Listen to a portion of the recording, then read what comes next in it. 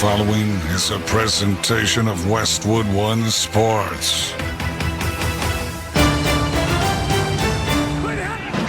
If it's the NFL, it's on Westwood One. It is a touchdown! It is a touchdown! Tonight, it's the Tennessee Titans. 14th play of the drive. Dobbs, deep drop. He'll throw to the near side. Catch made. Woods turns it upfield for the touchdown. Joshua Dobbs on time and delivers for the score. And the Jacksonville Jaguars. Lawrence works out of the gun, and it's a handoff. Etienne right side, picks his way, and he's into the end zone. Touchdown, Travis Etienne Jr., and what a day at the office. The Jaguars have the lead with 3:54 to play in the fourth. Now, let's head to the stadium and join Tom McCarthy and Jason McCourty. We welcome you to TIAA Bank Field for part 2 of our special Saturday NFL doubleheader as the 8-8 Jacksonville Jaguars host the 7-9 Tennessee Titans for the AFC South Division title. Tonight's broadcast of the National Football League on Westwood One is sponsored by Barbasol Shaving Cream, by Hulu Plus Live TV, by NetSuite, by Oracle, by AutoZone, and by NFL.com.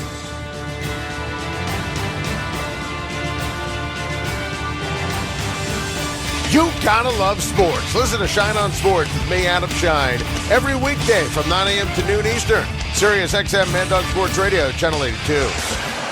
Hey everyone, along with Jason McCourty, I'm Tom McCarthy. Scott Graham will join us shortly from our Westwood One studios. In Game 1 today, Kansas City wrapped up a first-round bye with a 31-13 win in Las Vegas. More on that later, but right now, it's time for the Titans and the Jags. The second time this year, and the winner is the AFC South champion.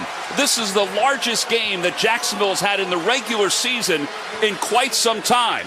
And they're probably 2 years ahead of schedule, which means that these fans are amped up for a sold-out game against the Titans. And Jason, this is what it's all about, right, for the National Football League, is to have a win-and-in scenario. Yes, we got to talk to Jaguars Hall of Famer Tony Baselli. He said what makes it even better is Jacksonville hates the Tennessee Titans. So it's your division rival here, last game of the season, with an opportunity to host a playoff game. An amazing, amazing atmosphere here as Jackson DeVille is flying down from the top of the stadium, being roped in. An amazing scene for some football. This is a playoff atmosphere tonight, Tom. Playoff atmosphere, and I guess the spotlight is on two different offensive players. First, for Jacksonville, it's Trevor Lawrence, who's played in big games in college, but obviously has not played in a game with this magnitude in the National Football League. Yes, and he's the reason they're here right now. The last 8 games, he's been unbelievable. 14 touchdowns, 2 interceptions, and 70% completion rate. So as he's continued to improve throughout this season, so has the team. You look at some of the comeback wins they've had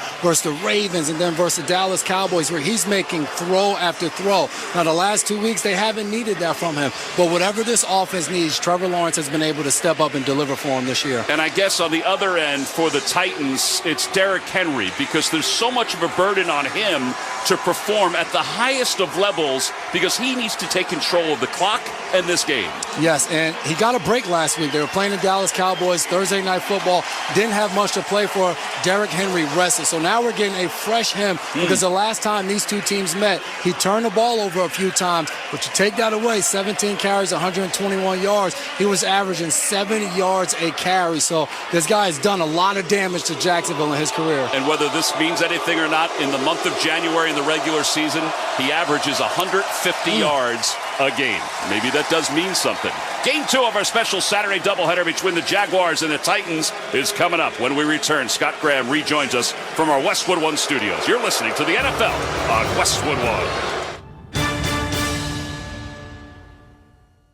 At Staples, you can count on every project being print perfect, guaranteed. I need presentations and brochures printed, and they have to be perfect. Your bounded presentations, brochures with the finest folds, and more will be done right every time. That's our Print Big promise. Now at Staples, get $10 off your document printing and marketing materials order of $50 or more, plus 20% back by a store bonus. Try Staples and see the difference. Ends 2/11. Rewards members only. Bonus must be redeemed in store. See staples.com/stores/printbig for details. Scott Graham from our Westwood One studios as we get you ready for what is, in effect, a playoff game. The Tennessee Titans, the Jacksonville Jaguars playing for the AFC South title tonight.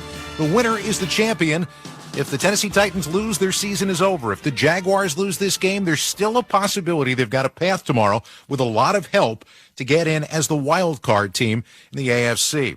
For Tennessee, a lot has gone on, and a lot of it has gone on because of injury, including to their quarterback, Ryan Tannehill, which has certainly ended up hurting this team. Joshua Dobbs made his first start last week and looked good doing it. And as he got ready for what's already the biggest start of his NFL career, he had some fun with his level of experience while he talked to the media this week.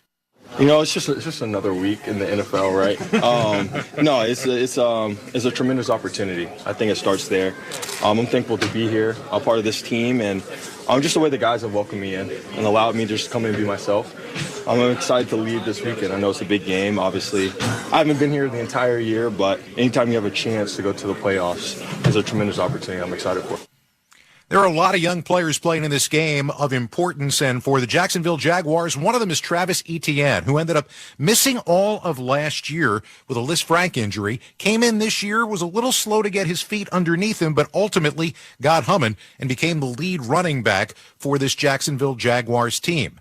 They also were a team that started out slowly and had to come from behind to do it.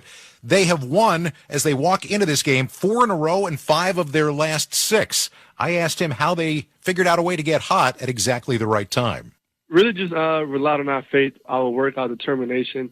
I just really believed in something that wasn't able to see to the naked eye, you know. We just had to just lock in, come close with each other, and just we know how hard we've been working throughout the whole season. We know we lost a lot of close games. We know we probably should have had a better record than we have, but we just had to face the situation that we had and just change things moving forward and just lock in, just come close together as a team, and things were working out for us. Everybody saw what your quarterback could do when he was playing in college, and, you know, working his way through like every quarterback does, trying to get to NFL speed, trying to get to the right reads, making the right decisions, all of that kind of stuff. It comes at a different speed for everybody. It's looked a lot in the second half this year like Trevor is in that place. Is he? Yes, sir. I mean, you see it. I see it. I think the whole world sees it, and he's playing with a confidence that he needs to keep having week in and week out. And I feel like it comes from preparation, just him putting that hard work in, and him just going out there and just playing free. And I also feel like it stems from just the belief that Doug has in us as players to go out there and just let us have fun and make plays.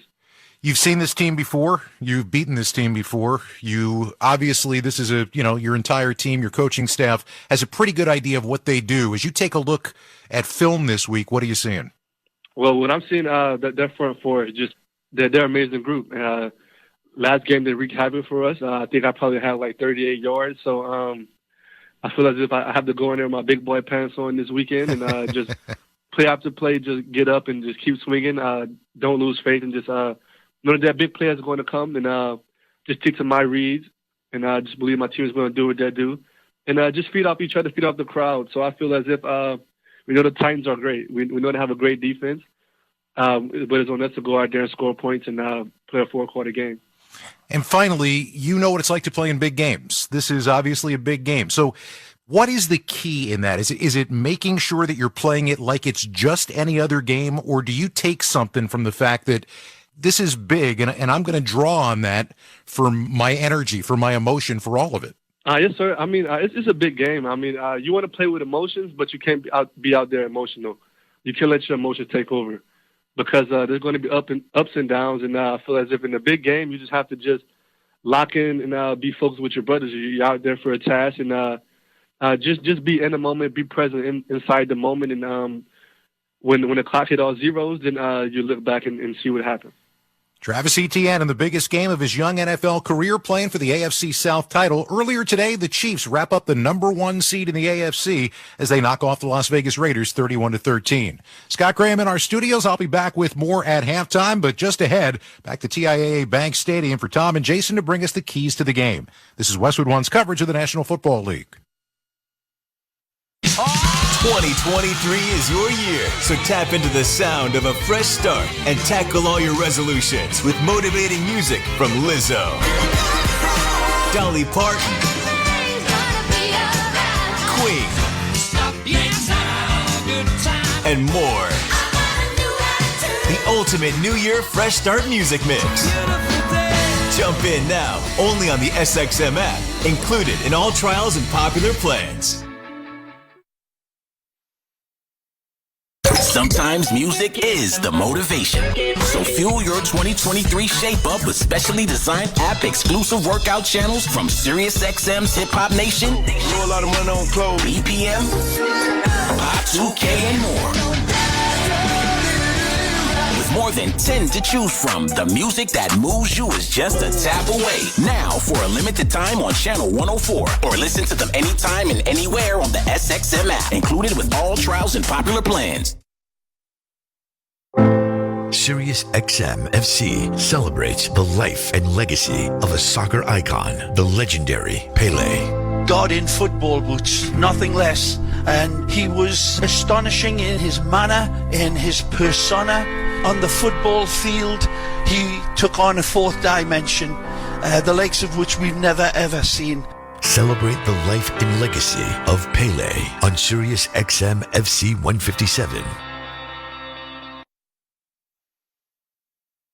The College Football National Championship is on SiriusXM. The TCU Horned Frogs try to cap a dream season with a national title. The Magic Man Max Duggan leads his Horned Frogs to victory. The Georgia Bulldogs hope to cap an undefeated season with back-to-back national titles. How about these dogs?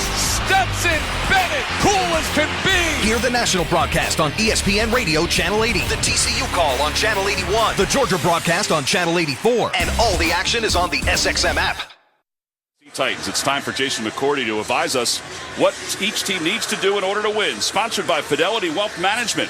With Fidelity Wealth Management, your dedicated advisor can help you call an audible when your needs change. Learn more at fidelity.com/wealth. Investment minimums apply. Fidelity Brokerage Services, LLC. All right, Jay, let's begin with the visiting Tennessee Titans. Tennessee Titans, we all know where it starts. Everybody in the stands knows tonight, Derrick Henry, he is the guy. He's going to have a big game. Since 2019, the Titans are 5-0 in meaningful finales and the playoffs when they rush the ball at least 30 times. So I expect Derrick Henry over 30 carries tonight and to have a big game in order for them to win. And defensively for the Tennessee Titans, they're healthy up front. Jeffrey Simmons is back. Danico Autry is back as well. Those guys both are combined for 15 and a half sacks. They have to be able to get to Trevor Lawrence and slow him down because they cannot allow them to put too many points on the board because they won't be able to keep up. They are still the third best third down defensive team in the National Football League despite the 6-game losing streak. All right, how about the Jags? The Jags,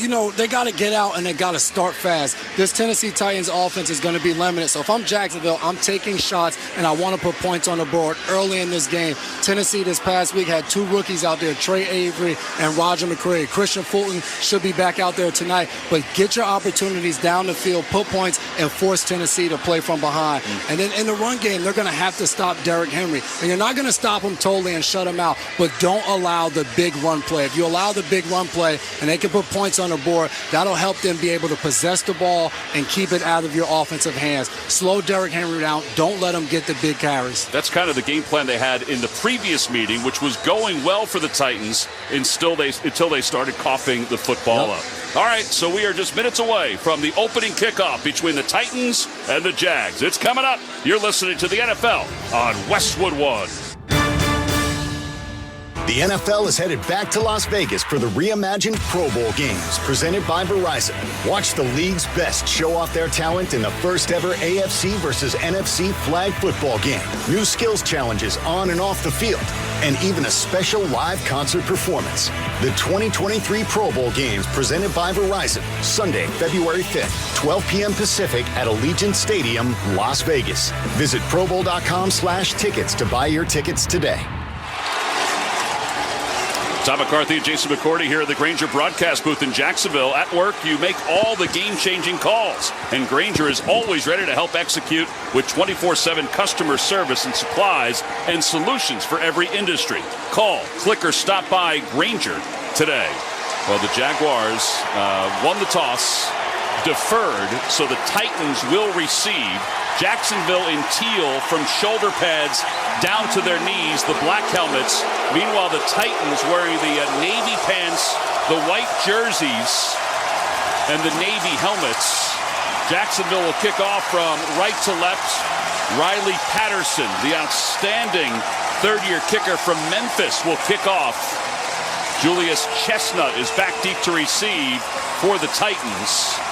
So much buildup. And most of the time, the ball goes out of the back of the end zone.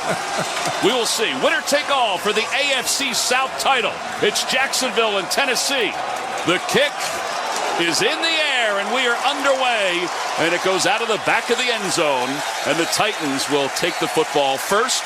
And now we'll see the game plan. Probably the game plan, we'll see the entire game if Derrick Henry's successful. Yeah, and it'll be interesting to see if they try to start this game like they did last week in the Dallas Cowboys game. They went play action on the first pass, maybe to get Joshua Dobbs comfortable and let him know, hey, we trust you to be able to run our offense and throw the ball. By the way, good news already for the Titans. Trey Burks is out there as a receiver.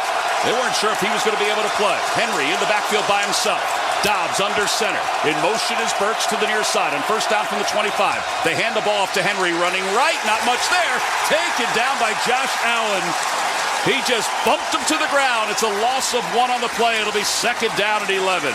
This crowd is fired up, and this defense is fired up. That is the way to stop. The Titans just hand it off to the right to try to get Derrick Henry going. Josh Allen is through the line. They're playing in the backfield on that first play. They're trying to set the tempo early in this game. And by the way, while they've won, Josh Allen's gotten better and better at his linebacker position. Second down at 11 from the 24-yard line. From the near hash mark, going from left to right, Akine is in motion. Out of the gun is Dobbs. He'll throw to his left, pass is complete to the left for Woods, and Woods is out across the numbers to the 31. And by the way, the 30 on each side of the field, the 4 30s are outlined. The 3 is outlined in red for DeMar Hamlin.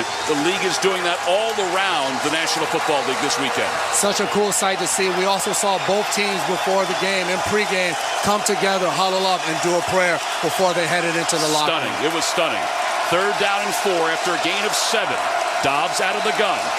Bunch formation to the right, 1 receiver to the left. The blitz is coming. Dobbs drops back to pass, dumps it off low, and it's incomplete. Intended for Jonathan Ward, and he just didn't have enough on it.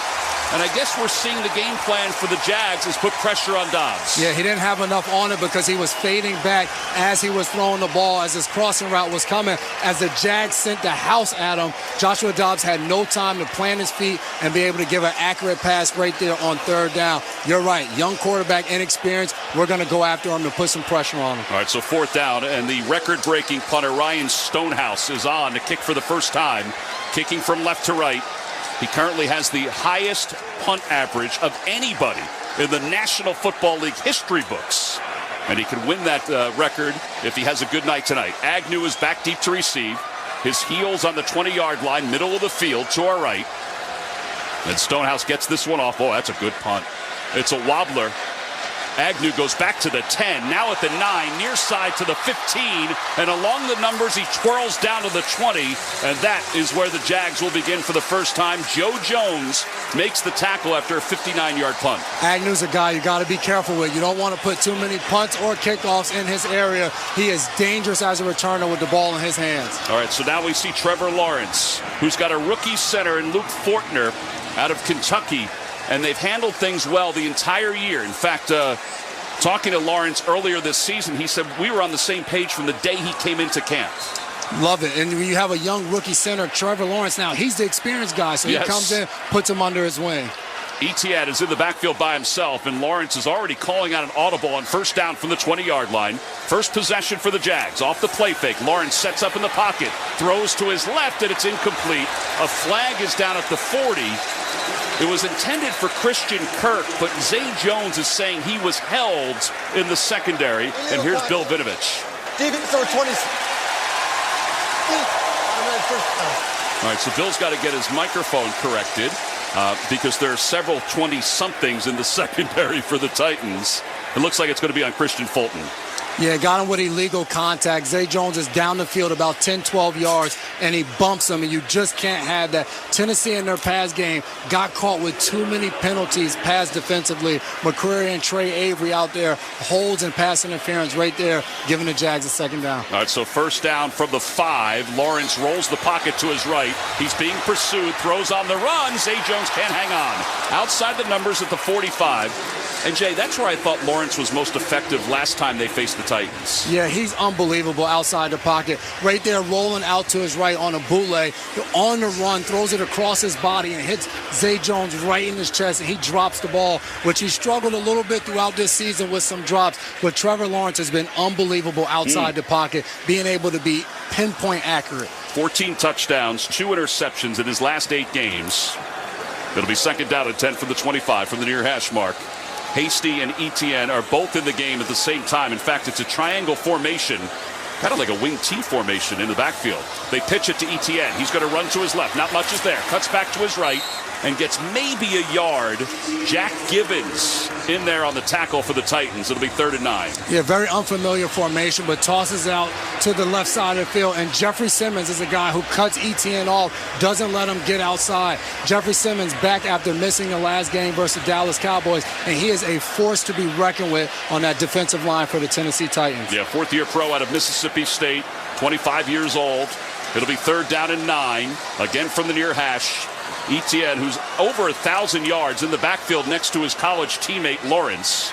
Kirk is in motion to the far side. Bunch formation to the far side. Out of the gun, Lawrence takes the snap, sets up in the pocket, dumps it off underneath, and stumbling forward toward the first down is Zay Jones. He's going to be a yard shy. Boy, he had it if he just kept on his feet. Tripping over his own feet, nobody in the area. The Tennessee Titans on 3rd down decide to play some cover 2 high safeties, which are corners in the flat. Zay Jones comes on the crosser. He's falling down as Christian Fulton is falling down as well. All right, so how about this? 4th and 1 from the 34 of Jacksonville. They're thinking about going for it here? That's a lot of confidence right there. Doug Peterson, a guy, he's been in a lot of big games. They may just try to get him to jump off sides here. We'll see. 52% conversion rate. 4th and 1 for the 34 of Jacksonville. In motion is Kirk to the near side. Yeah, they're just trying to draw him off. Play clock is winding down. It's at 5. It's at 4. He's dancing around, and now he's going to walk to the sidelines. And they'll just take the penalty and punt the ball away. Yeah, it seems like the smart thing to do. I don't know if you want to go for it this early in the game. 5-yard penalty. Yeah, so 5-yard penalty. A reminder that you can watch NFL Network and Westwood One announcer Jason McCourty every weekday. How about that? On Good Morning Football from 7 until 10 Eastern and Pacific, only on NFL Network. When you retire, you're trying to do as many jobs as possible. I have 3 kids at home and a wife, so I'm trying to get out of the house as much as possible, Tom. Well, you're doing a great job. In fact, your foursome is unbelievably entertaining. Robert Woods back deep to receive at the 21-yard line. Logan Cook to punt from right to left. He's had a solid year. Takes the snap, punts it off to the right. It's a good one, too. It's a high spiral. Woods backpedals to the 14. He's hit once. Outside the numbers, taken down at the 16-yard line. Chris Claybrooks made the special team tackle.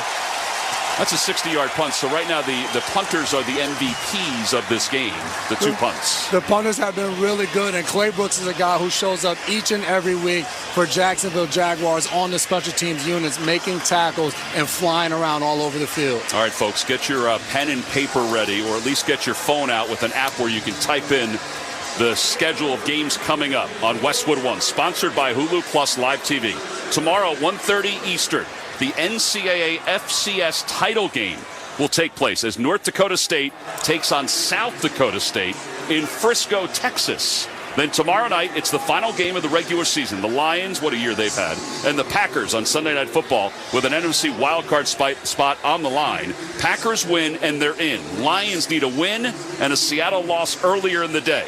Now, did you know that Hulu Plus Live TV has over 75 live channels with sports like NFL games? It also now comes with Disney Plus and ESPN Plus. Live TV plan required. Restrictions do apply. Access content from each service separately. Learn more at Hulu.com. And a reminder that Westwood One is the only place, the absolute only place for exclusive audio coverage of every NFL postseason game, from the wild card round all the way to Super Bowl 57 in Arizona. The NFL playoffs are on Westwood One. Log on to westwood1sports.com for more details and listen to the live stream for free. All right, so Jason, 2 punts, 1 for each team to start. Give me a feel for big games and getting the butterflies out, even for a seasoned guy. Huge, and I think for Jacksonville, even more so. Tennessee has been to the playoffs 3 consecutive years. They have some guys that have some experience being in these big moments in these games. For Jacksonville, they're a very young team coming off a rough season last year. So for them, getting those early butterflies out, trying to put that behind you and then let the game unfold. But I think more importantly, these first 15 plays for both offenses are usually run off a script. So when it doesn't go right, then you have to get off schedule and come up with something. It'll be interesting to see what the Tennessee Titans come out with this drive after early on trying to get the ball to Derrick Henry. Do they go some play action and try to get the ball down the field? Now, it was only 1 series, but we did see pressure from Jacksonville. They're trying to get pressure to Joshua Dobbs. Yeah, and when you can do that early on, get pressure and get home, then you can call what we call simulated pressure. Make it look like you're coming after them and then back out in zone and try to cause some confusion. All right, so both teams are ready. They break the huddle. It's first down from the 16-yard line. The Jacksonville players are trying to get the crowd, and it's a sellout, crowd into it a little bit more. They're waving their white rally towels. They got a little teal in them. And Dobbs goes up under center with Henry in the backfield by himself. Tight end on the right side. A receiver left, a receiver right. The handoff goes to Henry. He's going toward the middle. Nothing there. He's popped backwards. Chad Muma came up from his inside linebacker position to make the tackle. So much for trying to get to the interior. That's a loss of 2. The Jacksonville Jaguars are doing a good job of just sending people up the middle. Chad Muma right there getting in the backfield. The linebacker that's alongside of Lewican has performed really well and came in spots and done a good job. All right, so 2 carries, -3 for Derrick Henry. It's second down and 12. The ball at the 14-yard line on the far hash mark. Titans moving from left to right. In motion is Swain, the tight ends. And now Robert Woods to the far side. 4-man front for the Jags. The delay handoff goes to Henry. Trying to get to the outside. Stiff arms 1 man. Gets to the 20 and powers his way up close to the 24. He'll be 2 yards shy of the first down. Devon Hamilton makes the tackle after a 10-yard gain. That's where Derrick Henry is so good. Jacksonville has him dead to rights, but they're forcing the cornerback, Darius Williams, to come up and make a one-on-one tackle on Derrick Henry. The size difference on that alone is tough. Darius Williams, you almost want to make a business decision. Hey, let him get this 10-yard run, and I live to see another day. Yeah, so they need 2. It's 3rd and 2. Ball just inside the 24-yard line. Dobbs in the gun. Robert Woods in motion. The handoff is fake to Henry. They dump it off. They've got the tight end, Okonkwo, and he's got a first down up to the 34-yard line. That was a good play. It was a nice fake. It's one of those plays where it's almost you have the run-pass option right there for Joshua Dobbs. Puts the ball in Derrick Henry's chest and pulls it, and it looks like he's going to run with it. But the tight end, Okonkwo, leaks out to the flat. And now it's up to Joshua Dobbs. If the defense commits to me, I throw it. If they stay out, I'm able to run and pick up the first down myself. So they pick up their first down. Scoreless game. 9:33 to play, first quarter. Second series for the Titans. It's 1st and 10 from the 34. The handoff to Henry, running over the block of his right guard. He plows forward across the 40 to the 41-yard line. It's a gain of 7. Fatukasi makes the tackle, the inside or the defensive end for the Jags. That's what you love about this Tennessee Titans offense. They're going to continue to run the ball. Doesn't matter if the first 2 runs go for negative yards. They're going to continue to hand the ball off to Derrick Henry. Right there, he's able to get it right up the middle and pick up some good yards on first down. Needs 71 yards to reach 1,500 for the season. Second down and 4. 2 receivers left. 2 tight ends to the right side. 5-man front for the Jags. They fake the handoff. Dobbs dumps it off. His pass is complete on the right side. Westbrook Akine makes the reception. Oh, no, excuse me. That's Trey Burks who makes the reception and has a first down across the or to the 45-yard line.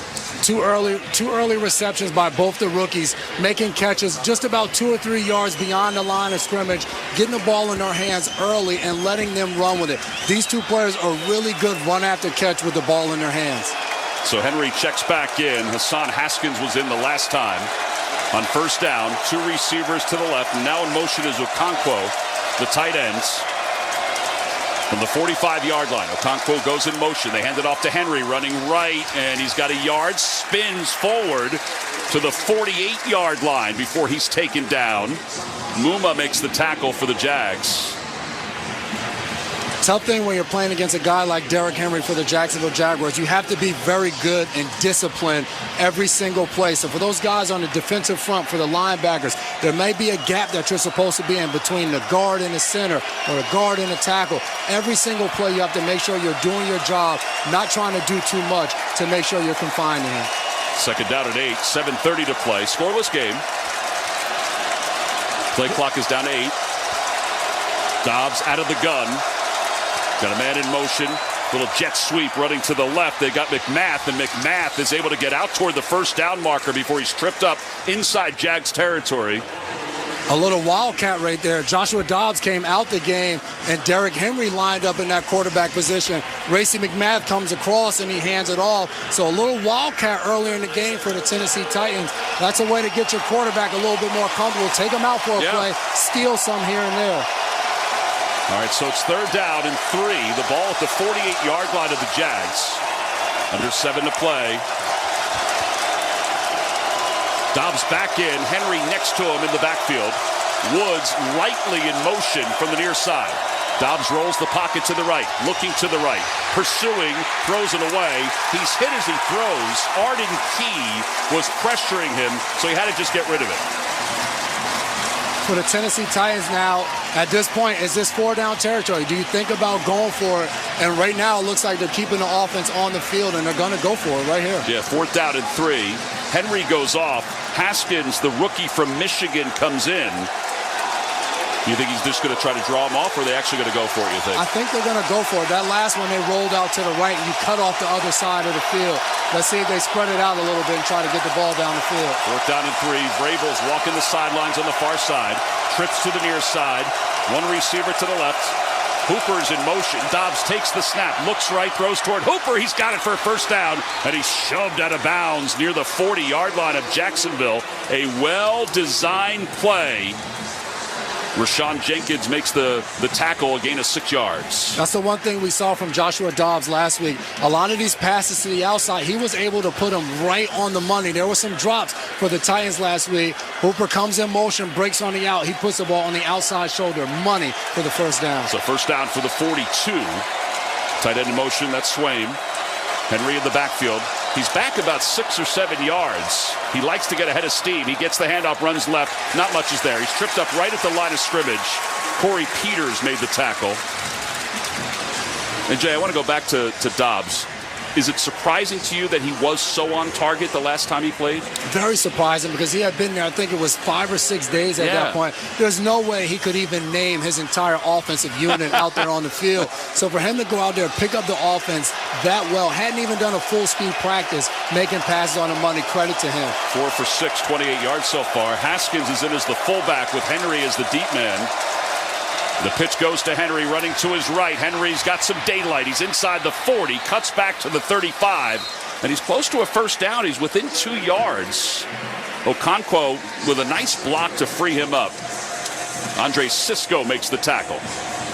Derrick Henry doing a good job in between the tackles, but right here gets a toss on the outside and does a really good job of just putting his foot in the ground and getting up the field, not taking the ball all the way to the edge, knowing where his strengths are, being able to pick up some good yards right there on second down. All right, so Henry checks out. Haskins checks back in on 3rd and 2. Under 5 minutes to play first quarter, scoreless game. Bunch formation, tight to the line to the left, one receiver to the right. Dobbs out of the gun, taps his foot, takes the snap, hands it off to Haskins. Haskins runs over his right guard, but he got nothing. Pushed back by Devon Hamilton. Josh Allen was there as well. It'll be 4th down, and you would assume they're going to go for it again. Got to. I think at this point for them, they know their offense. When they're able to get movement and get in these situations, they're going to have to go for it. They tried to sneak a run in there on 3rd and 3, but that Jacksonville front was ready for it. All right, they're going to keep Haskins in the game as the clock winds toward 4 minutes to play first quarter. Scoreless game. It's the 13th play of the drive. Ball set up on the near hash mark, moving from left to right. Dobbs out of the gun. Haskins to his right, drops back to pass, throws quickly to his left, passes complete to Robert Woods, and Woods has a first down, and he's shoved out of bounds at the 25-yard line, and Mike Vrabel goes up to him and starts patting him on the back for getting open, a gain of 10. We're seeing what the Tennessee Titans game plan is to the pressure that Jacksonville is bringing. They've lined up in a lot of bunch formations, 3 receivers close, and then the splits are inside the numbers, and they're forcing Jacksonville. Then they're expanding, running pick plays to get to the flat, forcing them to try to cover them from inside out. 3.5 to play in the first quarter. Scoreless game. The Titans are driving, though. 14th play of this drive. Dobbs under center with Henry behind him in the backfield. One receiver to the right. That's Chris Conley. They hand it off to Henry, running right, and Henry maybe got a yard or two. He was swarmed on by Corey Peters, who comes up flexing his muscles. It'll be second down. Nothing like that for those big guys coming up with tackles, and they actually get some camera time on them. But back to that third down, Tyson Campbell runs into his own guy on the pick play, which opens up Robert Woods on the outside. They're going to have to do a lot of communicating Jacksonville when they see these bunch formations. Now, will you say something to the official, if you're Campbell, about the pick play at all, or no? A lot of it is communication for your own guys to get out of the way and get on different levels. Second down and a little less than 10. They pitch it to Henry, running left. Henry outside the numbers, spins to the 20. He may have gotten 5. Muma makes the tackle. It'll be third down. I hope Derrick Henry got a good, nice rest, because early and often the ball is in his hands, and Jacksonville is swarming. It hasn't been one guy to bring him down this entire night. There's 3 or 4 guys every time on the tackle trying to bring Derrick Henry down. Well, he loves coming back to Jacksonville because it's not too far from his hometown. He's got a lot of family that are here watching this game. He always does. He stays in on third down. Third down and 5. Hooper's in motion to the right. Play clock down to 5. Dobbs taps his center. Play clock down to 2. Gets the snap off just in time. Looks to his left.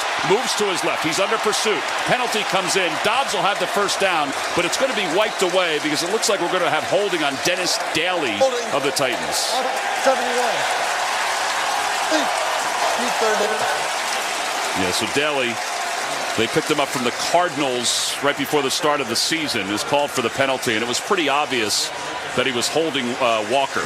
Yeah, Trayvon Walker goes with an inside move off the line and just beats him within his first step. And Daly has no choice but to grab a hold of him to stop him from getting to Joshua Dobbs. A tough one on a third down where you pick up the first, and now it's coming back for third and forever right now. But now if you're the Titans, you have to think about, all right, let's stay within Randy Bullock's field goal range, right? Exactly. For Joshua Dobbs, you have to make a smart play.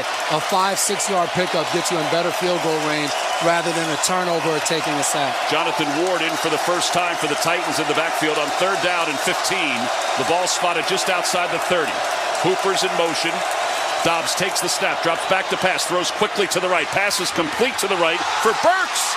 And then they pitch it forward. The flag comes in because I think it actually went forward instead of backward. They threw it to Jonathan Ward, and, you just can't do that. So when you're lost your last 6 games, you're bringing out every trick in the book. Treylon Burks is lined up on the right and comes on a slant and tries to throw the ball. Yeah.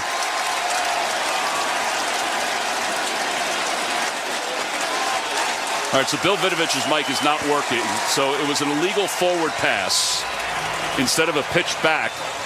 It's a loss of down, so it's fourth down, and it's a longer field goal attempt now for Randy Bullock. Yes, and this was a play, like, Treylon Burks isn't going rogue. This was by design. He runs a slant, split all the way out from the right side, catches the ball in the middle, and Ward goes around the left side opposite, and they're trying to throw the ball back to him. But Treylon Burks is tackled. He still tries to make the play. That's chaos. 51-yard field goal attempt for Bullock. It'll be the longest of the year. Snap is good. Hold is good. Kick is on its way, and it is good. And the Titans, with 1:23 to play here in the first quarter, take a 3-0 lead. A reminder that for every field goal made tonight and throughout the remainder of the season, Barbasol will make a donation to Kurt and Brenda Warner's Treasure House, a living community for adults with disabilities. Barbasol Shaving Cream, an American original for over 100 years. Close shave, America. Close shave, Barbasol.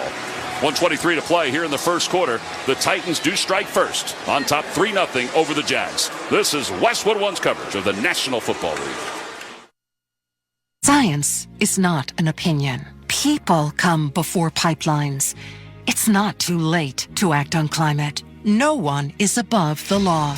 At Earth Justice, we hold these beliefs to be self-evident. As a national legal nonprofit fighting for your right to a healthy environment, we are 150-plus lawyers representing clients free of charge because now, more than ever, the Earth needs a good lawyer. No one fights more cases on the environment than Earth Justice. And we win because these are fights we cannot lose. We win for scientists so they can serve at the EPA. We win at the Supreme Court because clean water is for everyone. We win against fossil fuel plants so communities can breathe freely. If you believe what we believe, then help us fight the good fight and help us keep winning by going to earthjustice.org today. That's earthjustice.org. The College Football National Championship is on SiriusXM. The TCU Horned Frogs try to cap a dream season with a national title. The Magic Man, Max Duggan, leads his Horned Frogs to victory. The Georgia Bulldogs hope to cap an undefeated season with back-to-back national titles. How about these dogs? Stetson Bennett, cool as can be. Hear the national broadcast on ESPN Radio Channel 80. The TCU call on Channel 81. The Georgia broadcast on Channel 84. And all the action is on the SXM app. Playoffs, division title, and we know what the next one is. It's week 18 in the NFL. With the playoffs on the line. Who goes home? Who advances? Touchdown, Green Bay! There's only one place to find out. And that's the Sunday Drive. This is Steve Torrey. Join Bill Leckus and me as we close out the regular season with live listen-ins, guests, and discuss the playoff picture as well as coaching news around the league. Tomorrow at noon Eastern on SiriusXM NFL Radio, Channel 88. Well, the Titans are about to kick things off. Tom McCarthy and Jason McCourty here in the Grainger broadcast booth in Jacksonville. The right gear can be the difference between a loss or a win on the field. Grainger can help make sure you have the right supplies and solutions for every industry. Call, click, or stop by Grainger today. 3-0 Titans on top. 17 plays, 51 yards, 9 minutes and 59 seconds. And Bullock's longest field goal of the season. Agnew is back deep to receive. He's going to run up. He'll take it 2 yards deep on the far side. He's across the 10, inside the numbers to the 15, now to the 20, snaking his way across the 25 and up to the 28-yard line. All right, so he got a couple more yards. Yeah, Agnew's a guy you may not want to kick the ball. He's a guy where we just try to kick it through the end zone. But yes, Titans go up 3-0 after a crazy play. Our producer right here in the studio, Aaron, said it could have been a disaster in Duval if they were able to complete that play. But lucky for Jacksonville, it was a forward pass, and it ended up in a field goal, not a touchdown. All right, so Jason McCourty, check that off. You got Aaron Cummins' name on the air tonight. Yep. That's good. That'll give me another game in the future. It'll be first down from the 28-yard line for Jacksonville. Etienne in the backfield. Out of the gun is Lawrence. He'll drop back to pass, looks right, pumps, throws to the hash marks to Christian Kirk, who has it up to the 33-yard line. So a short gain, 5 yards. Byard, who's so good, made the tackle. So good. And Christian Kirk is a guy signed over in free agency from Arizona, and there were a lot of question marks about his contract when he signed. And this guy's over 1,000 yards this season and has been Trevor Lawrence's favorite target. He's lived up to the contract and the free agency signing this season. He was so disappointed last year when he had 982 yards and was just shy of 1,000. But he gets it here this year. He's in motion on second down and 5 from the 33. Far hash mark. He's in motion again. They hand it off to Etienne, who slips in the backfield. He'll go to his right, following the block of Evan Ingram, and he scampers forward for the first down to the 40-yard line. Well, there was a lot going wrong there for a second. A lot. And Etienne, the last time they played against the Tennessee Titans, wasn't able to get anything going on the ground. But there's something about this guy, his burst. When he gets ready and goes through that hole and puts his foot in the ground, he takes off, and has been very hard to tackle over the last few weeks of this season. Well, that may be the final play of this first quarter as the clock winds. 10 seconds, 9 seconds, 8 seconds to play. Yep, that's going to be it. Jacksonville's going to let the clock wind down to 0. All right, so an entertaining first quarter here in Jacksonville. And at the end of the first, the score, the Tennessee Titans 3, the Jaguars nothing. You're listening to the NFL on Westwood One. Get in zone, AutoZone. Welcome to AutoZone. What are you working on today? Oh, want better visibility to get you through the winter? A new pair of premium wipers can help. Right now, you can earn a $10 bonus reward when you buy a pair of Rain-X Quantum wiper blades. See better and stay safe on the road all winter long. Get the parts you need when you need them at AutoZone or AutoZone.com. Get in the zone, AutoZone. Restrictions apply. Offer available to AutoZone Rewards members. Welcome back to the NFL on Westwood One. It's time for another memorable moment in football history, sponsored by NetSuite by Oracle. Mariota under center, Henry behind him, handoff, Henry to the left, busting out to the outside, 10-yard line, 15-yard line, a stiff arm to the 15 to the 20, 25 down the sideline, into Jacksonville territory, and still going. Henry is not going to stop, he goes all the way, 99 yards, Derrick Henry. That was magical. Ian Eagle and Mike Mayock throwing in a little advertising too right here on Westwood One with a magical call and a historical call as well back on Thursday night in December of 2018. Derrick Henry's 99-yard jaunts for a Titans touchdown tied Hall of Famer Tony Dorsett for the longest touchdown run ever in an NFL game. Henry's record-tying TD was just one play after the Tennessee defense denied Jacksonville's Leonard Fournette from scoring on a 4th and goal from the 1-yard line. Those two plays swung momentum to the Titans, who coasted from there. They won it 30-9. Henry finished the game with 4 rushing touchdowns and 238 total yards on the ground, but that 99-yarder can never be broken and will keep his name in the record books forever. That's tonight's memorable moment in football history, sponsored by NetSuite by Oracle, the #1 cloud financial system. Head to netsuite.com/touchdown for one-of-a-kind flexible financing offer. That's netsuite.com/touchdown. Well, so far, nothing magical for Derrick Henry. More workmanlike, 9 carries, 29 yards. And as we begin the second quarter, it's the Titans 3 and the Jaguars nothing. Trevor Lawrence, 23 years old, in his second season, has really turned the page from last year to this year. And it's a credit to Doug Peterson, Mike McCoy, his quarterback coach, and to Lawrence as well.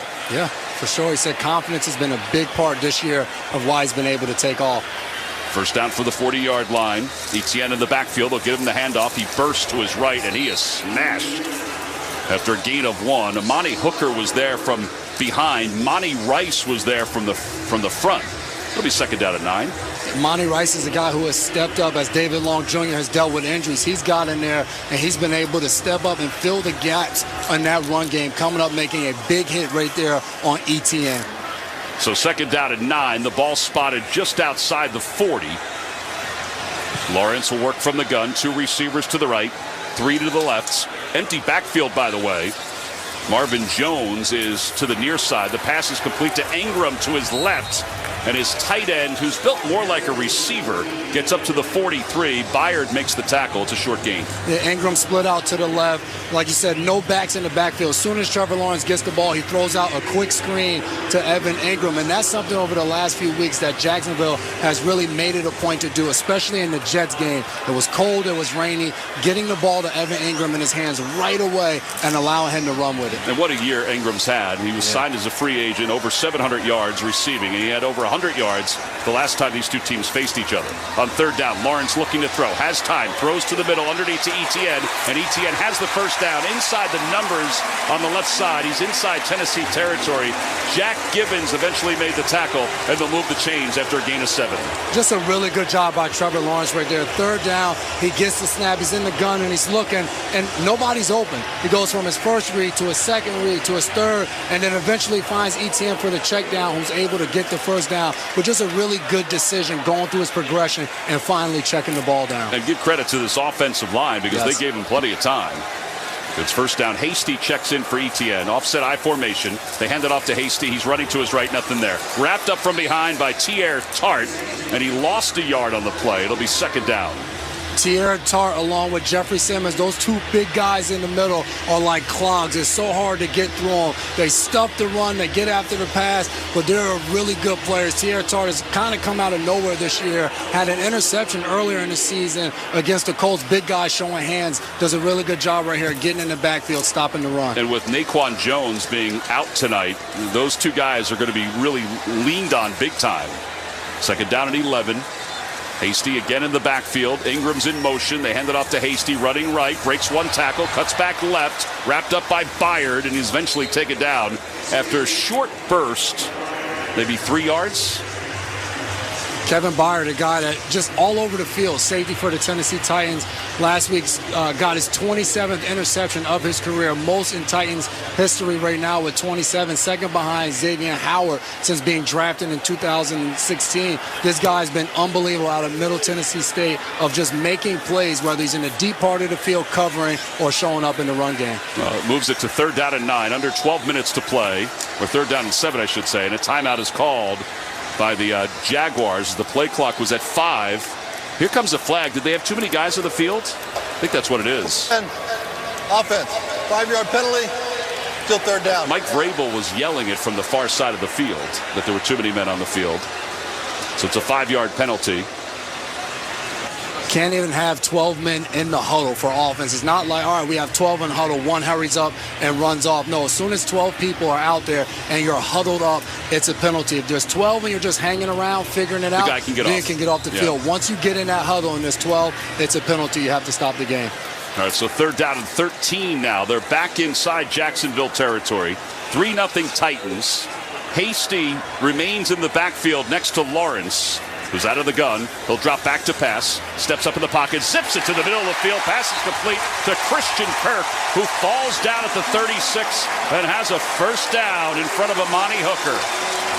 Trevor Lawrence just zips the ball in over the middle. Titans playing a little bit of zone right here. Trevor Lawrence gets the ball, and Jacksonville's in those tight splits as well. Bunch to the left, tight split on the right by Evan Ingram. And Christian Kirk just hooks up right at the 1st down marker, and Trevor Lawrence just darts a bullet in there for a 1st down pickup. Gain of 15 yards, and when Jason says it's a bullet, I mean, it had a lot on it.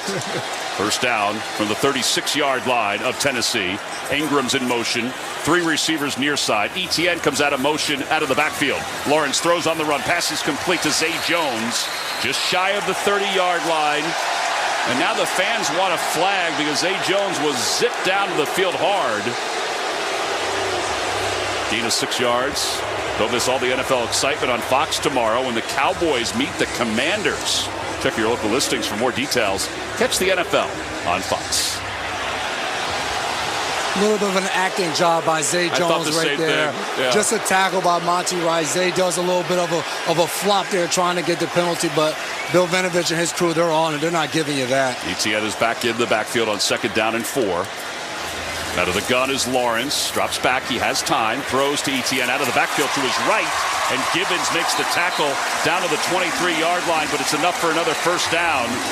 And this is the thing about Lawrence. You can see the rhythm that he's in right now. If I'm a Tennessee Titans fan, this scares me. Seeing Trevor Lawrence just dropping back, getting the ball out of his hands, finding open receivers, just looks so much in a rhythm, like you just said, Tom, where he looks comfortable and he's just distributing the ball to his guys. It's like a point guard playing basketball, finding all the open guys to be able to score the buckets. He's 7 for 8 for 52 yards, and that's what we talked about. His efficiency in the last 8 games has been the best in the National Football League. 1st down from the 23-yard line of Tennessee from the near hash mark, going from left to right. Kirk is in motion into the backfield. Lawrence running the option, and it was supposed to go to Agnew, and it's hit into the air. The Titans will recover. He threw it too high, and Agnew could not hold on, and the Titans recover it. How about that? Rashad Weaver fell on top of it. It looked like he was running the option with Christian Kirk, but instead he flipped it to Agnew, and it was too high. Yes, running the option to Christian Kirk, and Agnew's coming back on a reverse path, and he's trying to pitch it to Agnew, throws it too high. Rashad Weaver comes up with the fumble recovery. A nice play to see from that guy who was college teammates with DeMar Hamlin, and talking about both of those guys coming in on the same recruiting class. A huge turnover at this point in the field. Well, we've got a timeout on the field with 9:21 to play here in the 1st half. It's the Titans 3 and the Jaguars nothing. This is Westwood One's coverage of the National Football League. The strength of America, our values, our way of life hasn't just been won on the battlefield. It's won every day in our communities when we come together, extending hands of compassion, service, and hope to those who need it most. For over 100 years, the American Legion has been strengthening communities across our nation by providing life-saving help and support to our veterans and neighbors during times like we're facing today. It's what the Legion's all about. From blood drives to distributing food, from responding to emergencies and protecting the most vulnerable among us. Our mission is making America's communities stronger. We are one family, and therefore, we care. We are the American Legion, veterans strengthening America. To learn how you can help, visit legion.org. Touchdown! NFL fans, get more of the great content you crave right now on the SXM app. Just search for your favorite team on the app and tap the favorite star. You not only hear the game with your hometown announcers, but you'll also get access to the pre- and post-game shows. And come back during the week for extra content from select clubs, including coach and player press conferences, special team-specific shows, interviews, and much more. It's all on the SXM app. Download it and search for your team today.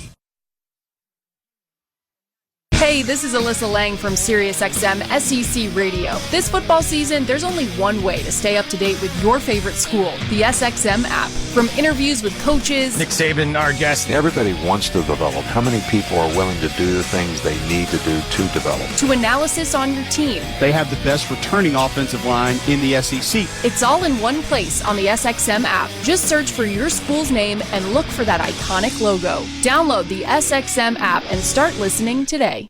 And the race to the playoffs is on. Tune in tomorrow for a full slate of games and one last chance to change the playoff picture.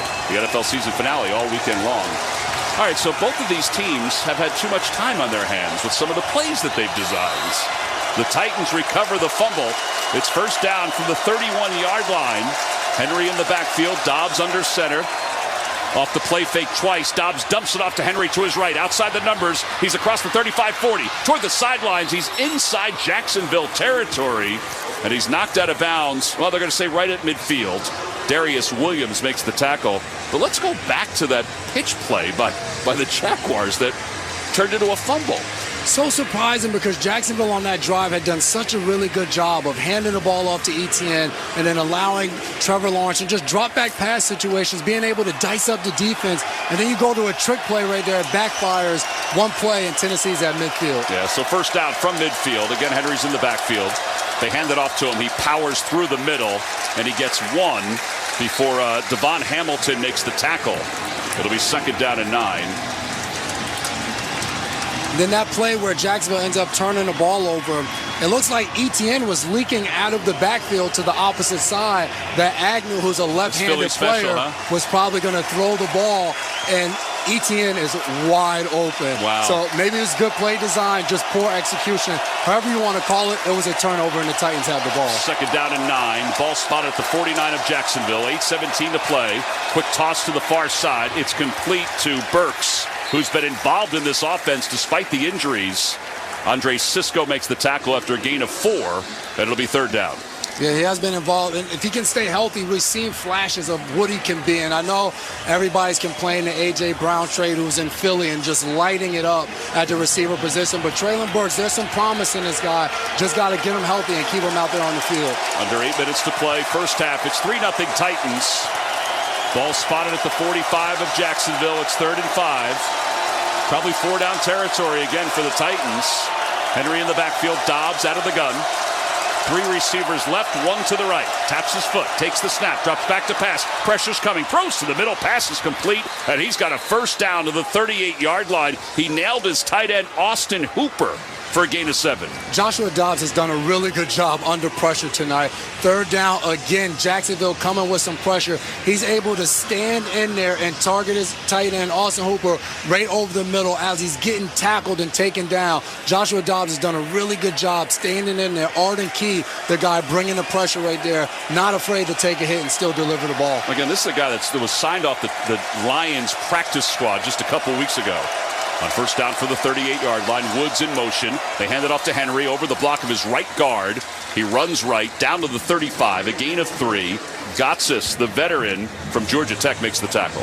So far, this game is exactly the way Tennessee wants to play the game. They're running the ball. They're trying to possess it, hold the ball for as long as possible. They've already created a takeaway on defense. And if they can keep the ball out of Trevor Lawrence and the Jacksonville offensive hands, they're doing their job. Yeah, don't forget, their last drive was over 9 minutes in the scoring drive.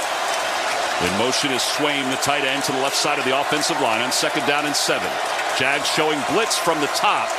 1 receiver left, 2 receivers right. Henry in the backfield. He'll take the handoff. Bursts to his left. Gets to the outside. Inside the numbers. Oh, what a stiff arm. And he's got a first down to the 22-yard line. Man, oh, man. He stiff-armed Rayshawn Jenkins right down to the field. My good friend Kyle Brandt is a host on Good Morning Football. Every week he does this thing called Angry Runs. He's got to have this one. Derrick Henry just had an angry run. He just pushes Rayshawn Jenkins out of the way and finishes it and just looks down at him. And Rayshawn Jenkins is a physical defensive player as well. But my goodness, Derrick Henry, not somebody I want to see one-on-one coming at me. First down to the 21-yard line. 3-0 Titans, but they're moving the ball off the turnover. Offset I formation. Dobbs off the play fake. Throws to his left. He's got his tight end. Okonkwo, he makes the catch on the left side inside the pylon. Touchdown Tennessee with 5:32 to play in the first half. A 21-yard lofting football from Joshua Dobbs. Joshua Dobbs makes that play, and as Okonkwo is crossing the goal line, he's on his back again, getting up, standing in there and completing the pass. Okonkwo lined up at the fullback position in the backfield, goes on a wheel route, and Joshua Dobbs puts this ball on the money, an absolute dime over Oluwakin, and makes the touchdown grab. Oh my goodness, such a good pass by Joshua Dobbs. 3rd touchdown reception of the year for the rookie. He's only the 2nd Titan tight end to have 3 touchdown receptions in a season. Bullock's point after is good. And how about this? The Tennessee Titans are on top, 10-0 with 5:32 to play here in the first half. You're listening to the NFL on Westwood One. Looking for a perfect post-holiday pick-me-up? Well, treat yourself to a $5 pot pie from KFC. For a limited time, pot pies at Kentucky Fried Chicken are now just $5. Each KFC pot pie is made with a delicious mix of tender chicken, savory sauce, perfectly cooked veggies, and topped with a golden flaky crust. It really is the ultimate $5 comfort meal. Only at KFC. That's finger-licking good. Price and participation may vary. Limited time offer. Tax extra. Southern recipe pork rinds. Nothing goes better with football than pigskin. So celebrate Pork Rind Appreciation Day this football season with the bacony crunch of Southern Recipe pork rinds. Get a low-carb, protein-packed pork rind snack that's as tasty out of the bag as it is in your favorite keto-friendly recipe. Find your rind in the snack aisle today or at southernrecipe.com. Southern Recipe pork rinds. Visit Amazon today for your Southern Recipe pork rinds. For the ones who get it done, Grainger offers high-quality supplies and solutions for every industry, as well as access to product specialists who have the knowledge and experience to answer your toughest questions.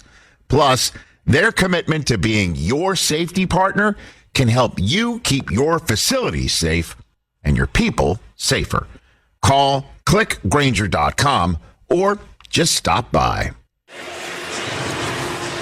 Welcome back to a quiet TIAA Bank Stadium here in Jacksonville. Let's check the drive summary as the Titans go up 10-0. It's sponsored by O'Reilly Auto Parts. Think O'Reilly Auto Parts for all your car care needs. Get guaranteed low prices and excellent customer service from the professional parts people at O'Reilly Auto Parts. So how about this? A 21-yard touchdown pass from Dobbs to Okonkwo.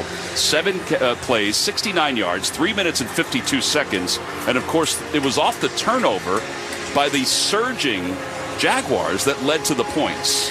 Let's pause 10 seconds for station identification. This is Westwood One, your home for the National Football League. What's up, everybody? George Reister here. As the sports night wraps up, tune in to Nightcap weeknights from 12 to 3 a.m. Eastern. Mad Dog Sports Radio, Channel 82. There is a stunned Jaguar faithful here at TIAA Bank Stadium. Along with Jason McCourty, I'm Tom McCarthy. The winner of this game wins the AFC South, gets the 4 seed in next week's start to the playoffs. Bullock will kick it off for the Titans. Chestnut back deep to receive. Or excuse me, Agnew back deep to receive. And he'll take it. He's along the hash mark on the near side. He's across the 15 to the 20. 25-30 to the outside for the 35. Now to the 40. And he bursts out toward midfield. Well, you said it. He's dangerous. And he just exploded. Lonnie Johnson made the tackle. It was a return of 55 yards. Agnew's been doing this since he was a Detroit Lion. When he gets the ball in his hands as a returner, whether it be a punt, whether it be a kick, he has a chance to take it the distance. The last game versus the Titans, he took one back, but a penalty brought it all the way back. Jamal Agnew is not a guy you want to kick the ball to. All right, so it gives the Jaguars great field position with 5:24 to play here in the first half, down 10-0. Trevor Lawrence back to work. Hasty and Etienne are both in the backfield. In fact, there are 3 guys in the backfield for the Jags, including Evan Ingram. On first down, they pitch it to Etienne. He's running to his right, and he's got about 5 yards before he's shuttled out of bounds by Amani Hooker. I thought they were going to run the same play there for a second. It almost looked like it, but this was just your conventional option play. And a really good job by Evan Ingram, who gets out in front and makes a block on Roger McCreary that allows Etienne to get around the outside and get on that sideline and pick up some yards there. Under 5 minutes to play first half, 10-0 Titans. Second down and 5 for the Jags from the near hash mark, moving from left to right. Lawrence out of the gun. Etienne next to him in the backfield. Ingram to the right, 3 receivers to the left. Lawrence, pressure's coming, rolls to his left, dumps it off. He's got Ingram, and Ingram has a first down on the left side of the field. Tripped up close to the 39-yard line of the Titans. Hooker with the tackle, a gain of 6. Ingram has made a lot of plays these last few weeks on just simple crossing routes. He lines up in a very tight split inside the numbers to the right, and he's just going to run across the field at about 2 yards and allows Trevor Lawrence to hit him, and then he gets the ball in his hands, and once again, he's a receiver once he has the ball in his hands. So good at making guys miss and picking up yards after the catch. Hasty checks in the backfield. Out of the gun, Lawrence again on first down. Lawrence throws to his right to Hasty. It's a forward pass. It almost looked like it was going to be a backwards pass, which meant it was a live ball, but it went out of bounds anyway. It's second down. Yeah, he blindly throws that. Trevor Lawrence gets the ball. He's looking to his left, looking for Evan Ingram, and it's covered up, and he comes back quickly to the right, trying to hit Hasty on a check down out in the flat. Throws it a little bit of a dangerous pass, but it sails out of bounds, and they live to see another down. Yeah, so here's the difference. Etienne is 5'11". Hasty's 5'8". It's almost as if he was throwing that to Etienne, who was out of the game. Second down and 10. The ball at the 39-yard line. Kirk in motion for the Jags to the far side. 4:06 to play first half. Titans coming with the blitz. Lawrence backpedaling out toward midfield. Throws it across his body to Kirk, who's got it at the 35-yard line. He's shy of the first down, but that shows you the arm strength of Trevor Lawrence. Plays like that, sometimes you see guys get drafted so high. You're like, wow, I wonder why Trevor Lawrence went number 1. And then you see him drop back and stand on one side of the numbers and throw a pass all the way to the opposite sideline on the money. Wasn't a huge pickup or anything like that, but a very, very impressive throw from Trevor Lawrence. It had a lot on it. Across his body, too. Rolling to the left, throwing all the way back to the right sideline. Gain of 4. It'll be third down and 6 from the 35-yard line. Kirk goes in motion. Hasty in the game. Next to Lawrence out of the gun. 5 men front for the Titans. Now they pull back. Lawrence throws to the middle of the field. He has Ingram, and Ingram's got a first down to the 26-yard line before Amani Hooker takes him down. 9-yard gain, and this is kind of what they were doing the last time when they tried to go with a little trick play. And this was right around the same area when they went here. And I think sometimes with offensive coordinators, Press Taylor over here for the Jacksonville Jaguars, you get down in this range now around the 25-yard line. You're trying to get a big play to get into the end zone, because the closer you get, the shorter the field gets, and it's less room for the defense to have to defend. So a lot of times they'll take their shots or their trick plays around this area trying to score and put points on the board. Well, first down just outside the 25, middle of the field. In motion is Manhertz, the tight end. He lines up on the right side. Off the play fake. Lawrence sets up in the pocket. Looks left. Lofts it to the left. Has Christian Kirk wide open. Touchdown Jaguars. 26 yards. Lawrence to Kirk. And the Jags are on the board with 2:36 to play in the first half. And there you go, Tom. We don't want to drive the ball through the red zone, so we get around this range and we take our shot. They go play action there. They leave everybody in the block. Only 2 receivers out there on the play. Christian Kirk runs a deep over route, and the receiver from the left, Marvin Jones, comes and clears it out, and he's able to find him for the touchdown as he runs away from McCurry and for the touchdown for the Jags. 25 touchdown passes this year for Lawrence. The point after by Patterson is good. It's now 10-7. The Titans' lead is down to 3 with 2:36 to play here in the first half. You're listening to the NFL on Westwood One. Football season is underway, so now is the perfect time to download FanDuel, America's #1 sportsbook. Because right now, new customers get a no-sweat first bet up to $1,000. That's free bets back. If your first bet doesn't win, just sign up with the promo code WIN. FanDuel has all your favorite bets from the money line to point spreads to player props. So sign up today with promo code WIN for your no-sweat first bet. Make every moment more this season with FanDuel, an official sportsbook partner of the NFL. Must be present in state where lawful to wager. 21 plus in select states. First online real money wager only. Refund issued as non-withdrawable free bets that expire in 14 days. Restrictions apply. See terms at sportsbook.fanduel.com. Gambling problem? Call 1-800-GAMBLER. Visit fanduel.com/RG. Colorado, Iowa, Michigan, New Jersey, Pennsylvania, Illinois, Virginia. 1-800-NEXT-STEP or text NEXT-STEP to 53342. Arizona 1-800-789-7777 or visit ccpg.org/chat. Connecticut 1-800-9-WITH-IT. Indiana, Kansas 1-800-522-4700 or visit ksgamblinghelp.com. Louisiana 1-877-770-STOP. New York 1-877-8-HOPE-NY or text HOPE-NY 467-369. Tennessee Redline 1-800-889-9789. Wyoming, West Virginia 1-800-522-4700 or visit 1-800-GAMBLER.net. Shop limited time deals at the Truckload event at Lowe's, happening now. Save big on your favorites across the store.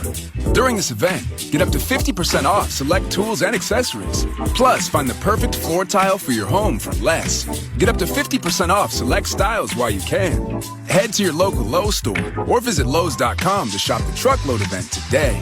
Valid 12/29 to 1/25 while supplies last. Selection varies by location. See Lowes.com for details. Discount taken at time of purchase. A reminder that you can hear Westwood One's coverage of every NFL postseason game streamed live for free. Catch all the action on the NFL app via Westwood One station streams on westwoodonesports.com or by asking Alexa to open Westwood One Sports. All sponsored by AutoZone. Free battery testing, free battery charging, and replacement batteries that fit your needs. That's what makes AutoZone America's #1 battery destination. Get in the zone. AutoZone. Well, talking about battery charging, how about the pass play from Trevor Lawrence to Christian Kirk that has recharged this crowd? But give credit to Agnew because I think he started the recharging. Yes, that's a spark-type play. Special teams, they can be big when they're special, as we like to say. Agnew getting that kickoff after the Titans touchdown, bringing it all the way back to midfield. And then Trevor Lawrence says, you know what, Joshua Dobbs, that was a nice touchdown pass, but I'm going to see you and raise the stakes a little bit more with his own. 6 plays, 50 yards, 2 minutes and 56 seconds. Officially, they're calling it a 25-yard touchdown pass. And now the Jags will kick it off from left to right. Chestnut back deep to receive for the Titans. It's going to be a short kick. Chestnut could return this one if he wants to. He gets up to the 7 on the outside, gets to the 15, inside the numbers to the 20, cuts to his right, and he spins forward close to the 28-yard line. Not as electric. Shaq Quartermain makes the tackle for the Jags, and here come the Titans again, up 10-7. Joshua Dobbs and Trevor Lawrence have very similar numbers in this first half. I mean, both are just shy of 100 yards passing. Both have a touchdown pass. I got to say, I'm impressed with Dobbs and what he's been able to do. Yeah, the Titans have raved about how he's come in and just taken over this offense. Okonkwo in motion to the line of scrimmage. Henry in the backfield on first down from the 29-yard line. They hand it off to Henry, who goes up the middle. And now this play is blown dead. Flags came in from the near sideline. I'm not sure if we had an illegal shift. False start. False start. Offense number 85. 5-yard penalty. All right, so we mentioned Okonkwo was in motion. It looked like he had lined up on the left side of the offensive line, and maybe he just moved at the last moment. Yeah, that's exactly what it looks like. He comes in motion and looks like he's setting up and just takes off a little bit right before the snap and kind of gives that little jolt, and the officials see it and blow the play dead. So loss of 5, the ball back to the 24. The crowd is awakens with 2:31 to play in the first half. Titans up 10-7. They hand it off to Henry, who runs right, and Henry got 2 up to the 26. Rayshawn Jenkins came up from his safety position to make the tackle. Andrew Wingert was there as well. Second down and 13, and now no huddle. Dobbs under center. Henry again in the backfield. Now Dobbs barking out the play.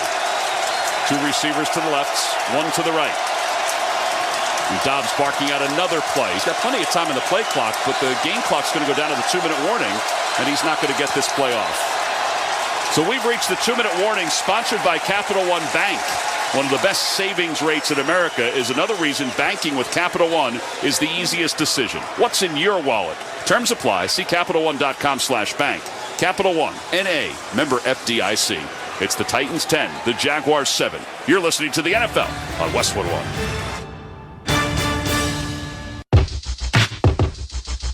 The Venture X card from Capital One gives you premium travel benefits, perfect for seeing Taylor Swift the Eras Tour. Presented by Capital One. Ooh, I do love her. Earn 5 times miles on flights and 10 times miles on hotels through Capital One Travel. Enjoy your stay in Suite 13. Whoa, 13? That's Taylor's lucky number. The Venture X card from Capital One. What's in your wallet? Terms apply. See CapitalOne.com for details. By now, you know that sound. It's the sound of the Home Depot.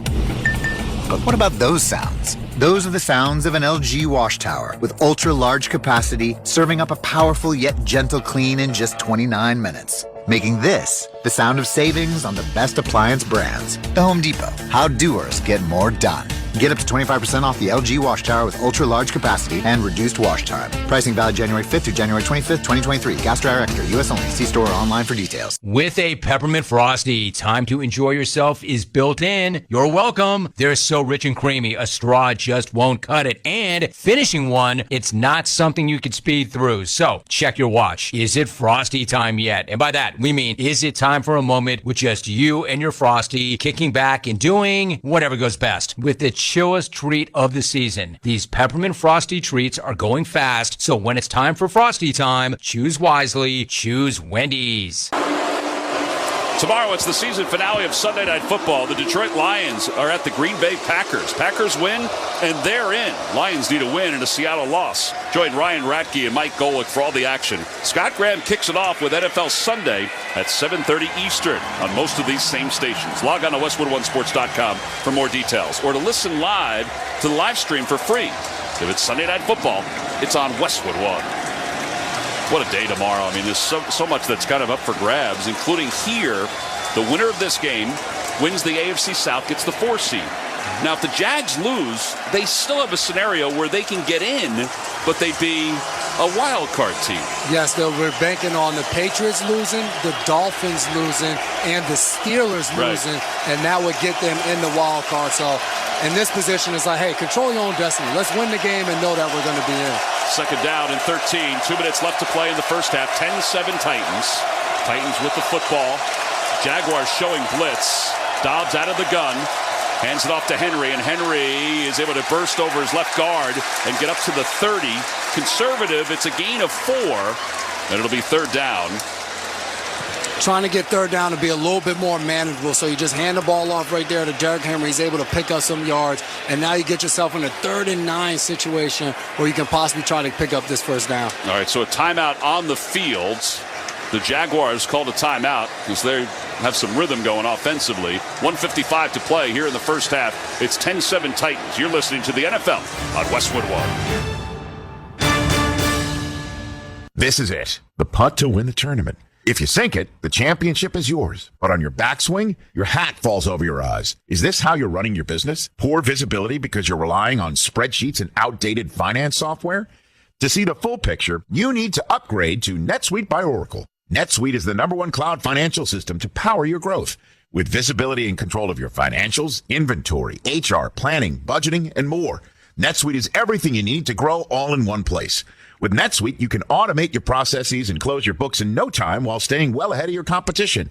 93% of surveyed businesses increase their visibility and control after upgrading to NetSuite. Over 32,000 businesses already use NetSuite. For the new year, NetSuite is a new financing program for those ready to upgrade at netsuite.com/touchdown. Head to netsuite.com/touchdown for this special one-of-a-kind financing offer on the #1 financial system for growing businesses. netsuite.com/touchdown. Blue 22!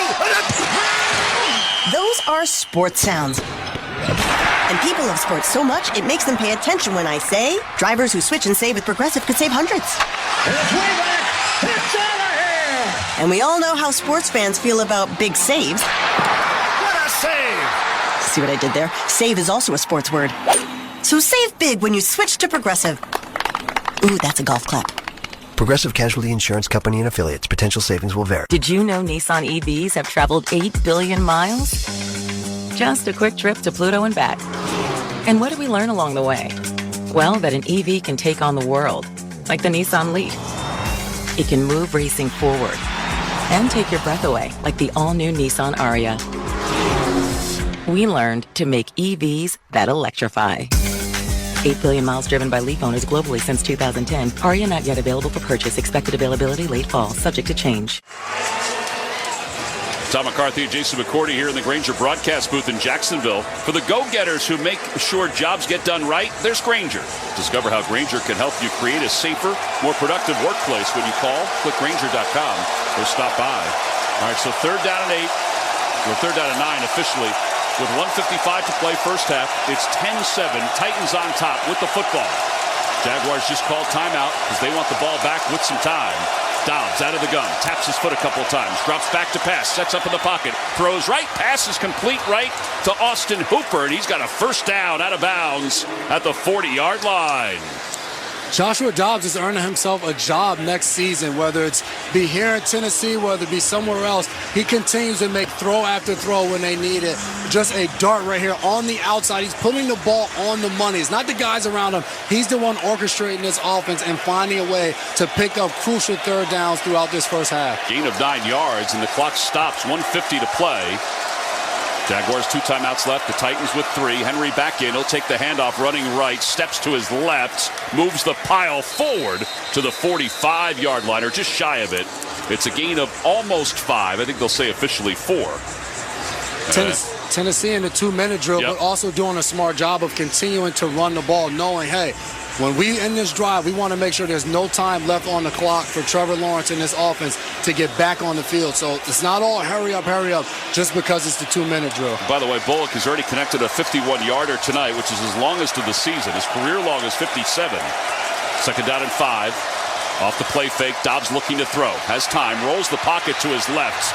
He's going to try to run it. He's going to try to get out of bounds. He's inside Jags territory as he walks along the sidelines and is out of bounds at the 44. He got greedy.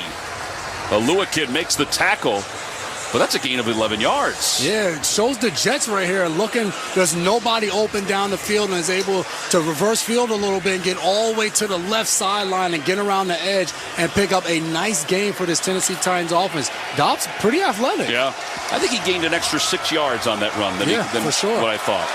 It'll be first down from the 44-yard line. 1:05 to play here in the first half. Woods in motion. He'll settle in the backfield. They hand it off to Henry running to his left, and Henry moves the pile inside the 40 to the 39, and Vrabel calls a timeout. Muma with the tackle for Jacksonville. 57 seconds left here in the first half, and the Titans use their first timeout. Derrick Henry continues to just push the pile forward. It's almost like every time you see him getting hit around 2 yards, but still finding a way to pick up 4 by the end of the carry.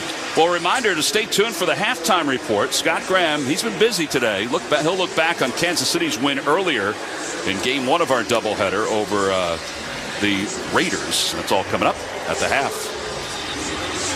The 2nd down and 5 with 57 seconds to play here in the first half. You still thinking they can run the ball without any problems because they have 2 timeouts left, right? Have 2 timeouts left. So I think right now you want to continue to try to get the ball in the receiver's hands with Joshua Dobbs. But when you pick up a first down, mixing a little bit of a run in there. I think so far this drive we've seen Derrick Henry behind with Dobbs up underneath the center. We're not going to really see that much more. It may be a draw play here and there trying to sneak one in. 2 receivers to the right, 1 to the left. It's Robert Woods. Henry in the backfield to the left of Dobbs. Dobbs drops back to pass, throws to the middle. Pass is complete to Hooper, the tight end, and he's down to the 25-yard line. Another solid pass, and Hooper's been involved. Alua Kid and Jenkins make the tackle, and now they'll go with the no-huddle offense with 43 seconds left to play in the first half. On first down from the 25, Dobbs looking to his right, throws to the right. Pass is incomplete. It was intended for Burks. He had it and then dropped it. And that'll stop the clock. Really good job by Darius Williams being able to break and get to Burks. It looks like it's going to be an easy catch, and he's able to get his right hand in there at the last second and be able to break that pass up on the sideline, which would have been a nice pickup for Tennessee, and Burks would have been able to get out of bounds. So a really good job by Darius Williams being able to get that right hand in there. All right, so now it's a second down from just outside the 25-yard line, middle of the field. Henry in the backfield, Dobbs out of the gun. Okonkwo was in motion to the right. And now Robert Woods in motion to the left. Dobbs takes the snap, hands it off to Henry, runs right up the middle, inside the 20-yard line, and he powers his way down to the 17, and Vrabel calls another timeout. Chad Muma makes the tackle after a gain of 8. There goes the draw that they snuck in there. Clock got stopped by the incomplete pass, and they're able to sneak a draw in there and get Derrick Henry right down the middle. By the way, Vrabel was calling a timeout, but they let 3 more seconds go off the clock. Well, they do stop it with 23 left to play. Now let's check Tennessee's stats inside the red zone, sponsored by CDW. For cloud, mobility, security, and data center solutions, turn to CDW, people who get it. So 41 chances, 27 touchdowns. They're tied for the second fewest red zone trips in the National Football League. Denver, how about this? Denver has only 33. I mean, Denver's stats being low or last in the league does not surprise anybody. They have struggled completely offensively this year with Russell Wilson, so that does not surprise. Tennessee, a team playing for a playoff game, though, being mentioned in the same breath as the Denver Broncos, very surprising. Well, they've lost 6 straight. It's 3rd down and 2. 23 seconds left to play here in the first half. It's 10-7 Tennessee. Henry in the backfield. Dobbs out of the shotgun. Pressure's coming. Off the play fake. Dobbs rolls the pocket to his left. Dances to his right. Still rolling to his left. He's got to get rid of it. He doesn't. And he's taken down. He's sacked at the 21-yard line. Oluwakin will have a piece of that sack. He's not going to be alone. Andre Sisco was there. Trayvon Walker was there. And the clock will wind down. 3 seconds left to play, and Vrabel calls for a timeout for a field goal attempt. Yeah, for Joshua Dobbs, nobody's open right there. Probably ran around a little bit too much. Just throw the ball away, be able to kick the field goal. But that's one of those plays where it might have been a mistake, but it doesn't hurt them. It actually let a little bit more time run off the clock. Call the timeout, you're able to kick the field goal, and hopefully for Titans fans, get another 3 points as you go into halftime. All right, so this will be a 39-yard field goal attempt. At least that's the initial indication. Bullock's already made 1. They'll kick from the near hash mark. Andre Brewer has come in and said that he is an eligible lineman on the left side of the offensive line. Yeah, so this will be a 39-yard field goal attempt. Stonehouse is the holder. Bullock, the veteran, kicking from right to left. And Doug Peterson calls for a timeout. Right before the ball was snapped. Yep, it was snapped late. And the umpire came in and knocked it away. No practice here. No. The umpire is Alex Moore. So he's a rookie umpire. So he's just being patted on the back right now by Morgan Cox, the veteran long snapper, who I think was around when you were playing for the Titans. No, don't make me feel too old. Just the tone of what you said, like, oh. But that is funny. I was in an elevator today in the hotel and ran into some guys that were going to the game, and one of them said, hey, you came and visited my elementary school when I was growing up in Tennessee. I was like, my goodness, and now you're here with your buddy going to the game as an adult. You should be madder at him than me. I know, for sure. This will be a 39-yard field goal attempt. From the near hash mark, kicking from right to left. Bullock says he's ready. Good snap, good hole. Kick is on its way. End over end. It's a bullet, and it is good. And as time expires, the Titans 13, the Jaguars 7. That's the end of the first half. And with that field goal, Barbasol will make another donation to Kurt and Brenda Warner's Treasure House, a living community for adults with disabilities. Barbasol, the trusted choice for a close, comfortable shave. Close Shave America. Close Shave Barbasol. All right, so entertaining. I think I'm more impressed with Joshua Dobbs and the way he played than anybody else. I don't think this half could have gone any better for the Tennessee Titans. This is exactly the game that they want to play, continuing to hand the ball off to Derrick Henry, pounding the ball inside. And what they're getting from Joshua Dobbs in this first half is just tremendous. Play action, being able to make throws, picking up third downs. Tennessee Titans slowing this game down, possessing the ball, and playing from on top the exact way they probably wanted to play this game tonight. Dobbs 12 of 15, 114 yards and a touchdown. That's the end of the first half with the score. The Titans 13, the Jaguars 7. When we return, Scott Graham rejoins us from our Progressive Insurance studios with the halftime report. For a job you'll love, visit progressive.com/careers today. You're listening to the NFL on Westwood One. For the ones who get it done, Grainger offers high-quality supplies and solutions for every industry, as well as access to product specialists who have the knowledge and experience to answer your toughest questions. Plus, their commitment to being your safety partner can help you keep your facilities safe and your people safer. Call, click Grainger.com, or just stop by. Score, pass, out of bounds. Those are sports words. Some people hear any sports word and they can't help but listen. Like drive. Drive is another sports word. And drivers who switch and save with Progressive could save hundreds. You might say those savings are on par with the best in the league. You see, par is also a sports word, so I know you're still listening. And that's called covering our bases. Okay, I'm done now. But I'm serious about drivers saving big with Progressive. Now I'm really done. Progressive Casualty Insurance Company and Affiliates. Potential savings will vary. Scott Graham from our Westwood One studios. We have reached halftime in Jacksonville. And right now, Tennessee playing exactly the type of game that they want to play, keeping the Jacksonville offense off the field as much as possible. And that field goal has staked them out now to a 13-7 lead at the break.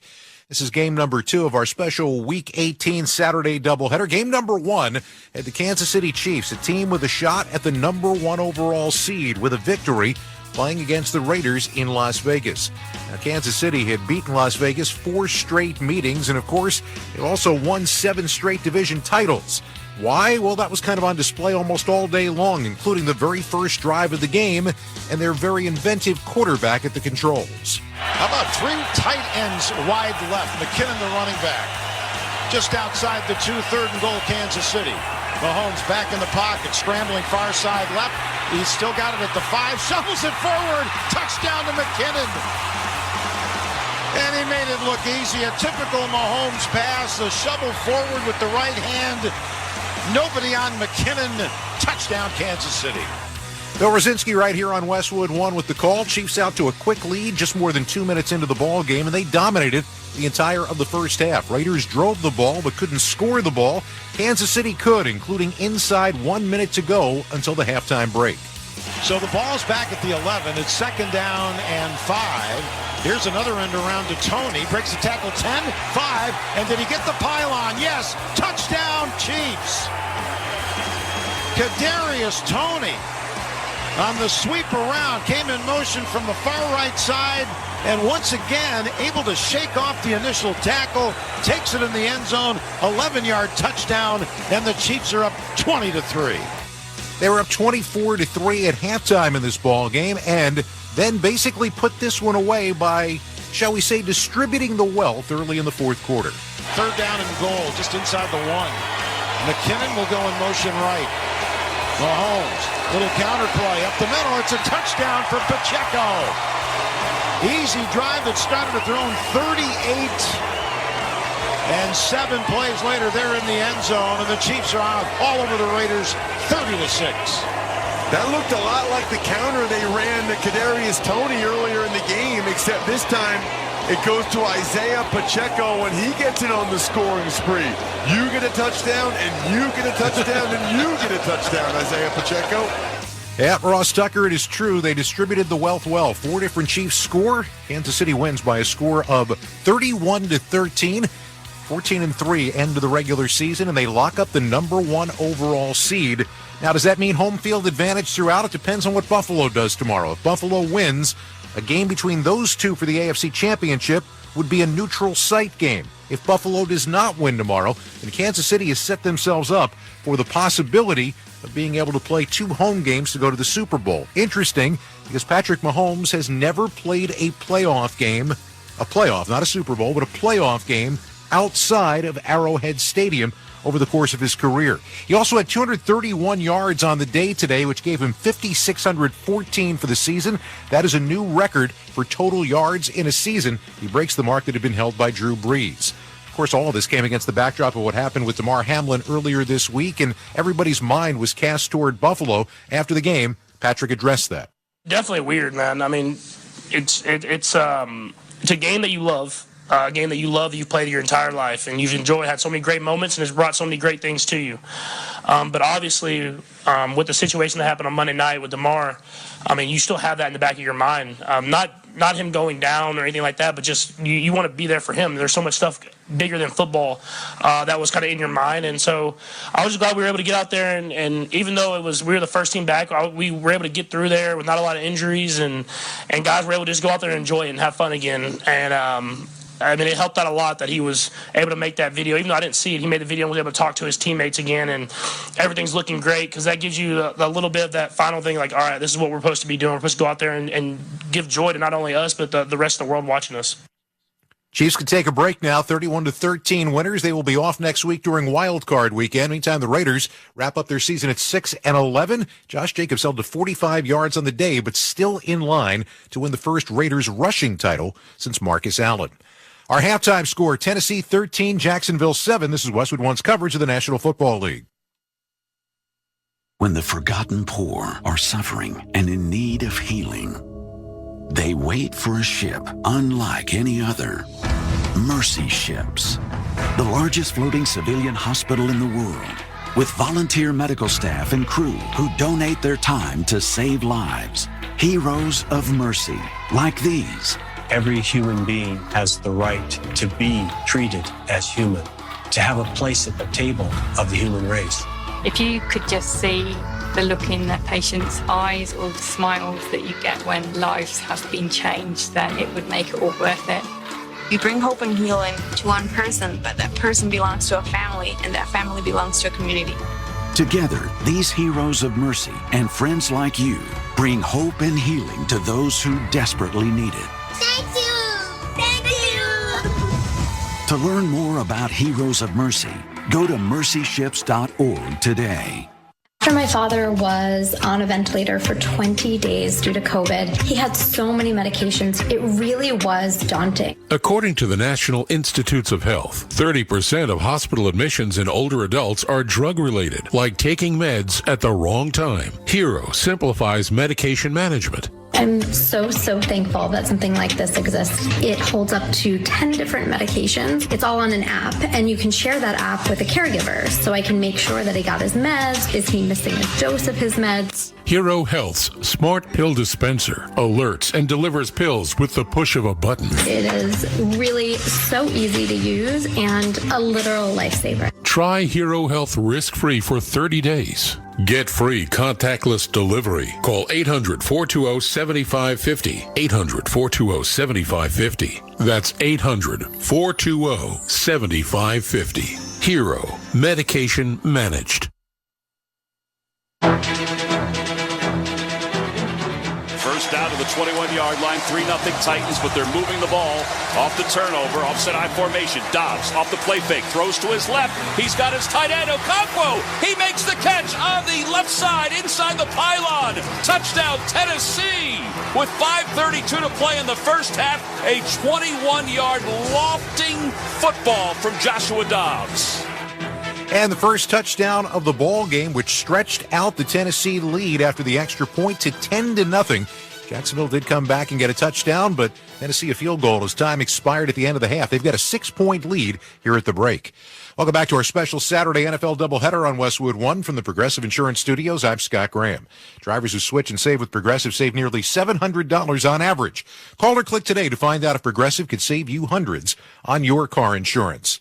As we said, we had a couple of games today as part of our doubleheader that are playoff games or pseudo-playoff games. We've got one tomorrow night for Sunday Night Football. The Detroit Lions and Green Bay Packers. Packers win and they're in. Detroit wins and they are in if Seattle loses earlier in the day. Our final regular season game of the year. Our coverage begins at 7:30 Eastern Time on most of these same stations. Our halftime score, Tennessee 13, Jacksonville 7. When we return, Tom McCarthy and Jason McCourty will have the second half kickoff. You're listening to the NFL on Westwood One.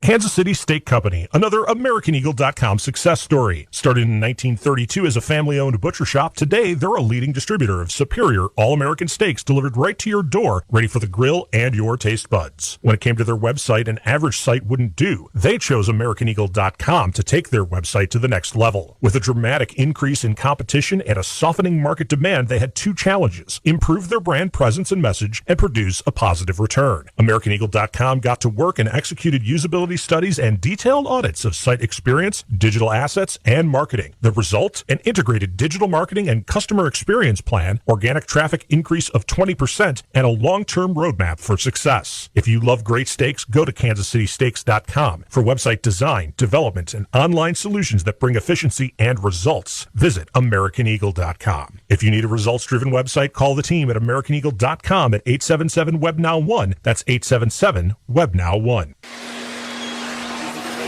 Well, back here at TIAA Bank Field, it's the Tennessee Titans 13 and the Jacksonville Jaguars 7, as both teams have already come back onto the field after their chats in the locker room. Let's check the halftime stats, sponsored by Indeed. Hiring is personal, but don't do it alone. With Indeed's end-to-end hiring solution, you can attract, interview, and hire candidates all from one place. Visit Indeed.com/credit.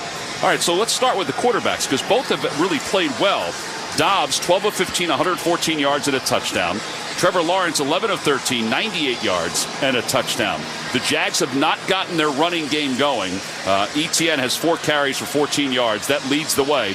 Meanwhile, Derrick Henry, 17 carries for 71 yards, which puts him right at 1,500 yards for the season, which is pretty impressive considering he's now had 3 1,500-yard games. Hooper, 4 catches for 38 yards for the Titans. Kirk, 4 catches, 50 yards for the Jags. 11 first downs for Tennessee, 8 first downs for Jacksonville. Fairly even first half in a lot of ways statistically, except for the run game. Yeah, definitely. And for the Tennessee Titans, it's going the way you drew it up. You wanted to come out and be able to run the ball and establish that, and then allow Joshua Dobbs' passing game to come off of what Derrick Henry has been able to produce. And then for Jacksonville on the other side, Trevor Lawrence has been incredible. He's throwing the ball, he's accurate, he's efficient. So for them, continue to put the ball in Trevor Lawrence's hands. The last time they played against the Titans, they weren't able to run the ball. It's been a lot of the same tonight. Yep. So continue to let Trevor Lawrence do what he does. And let's spotlight Derrick Henry a little bit. 3 1,500-yard seasons. He's the 12th player in NFL history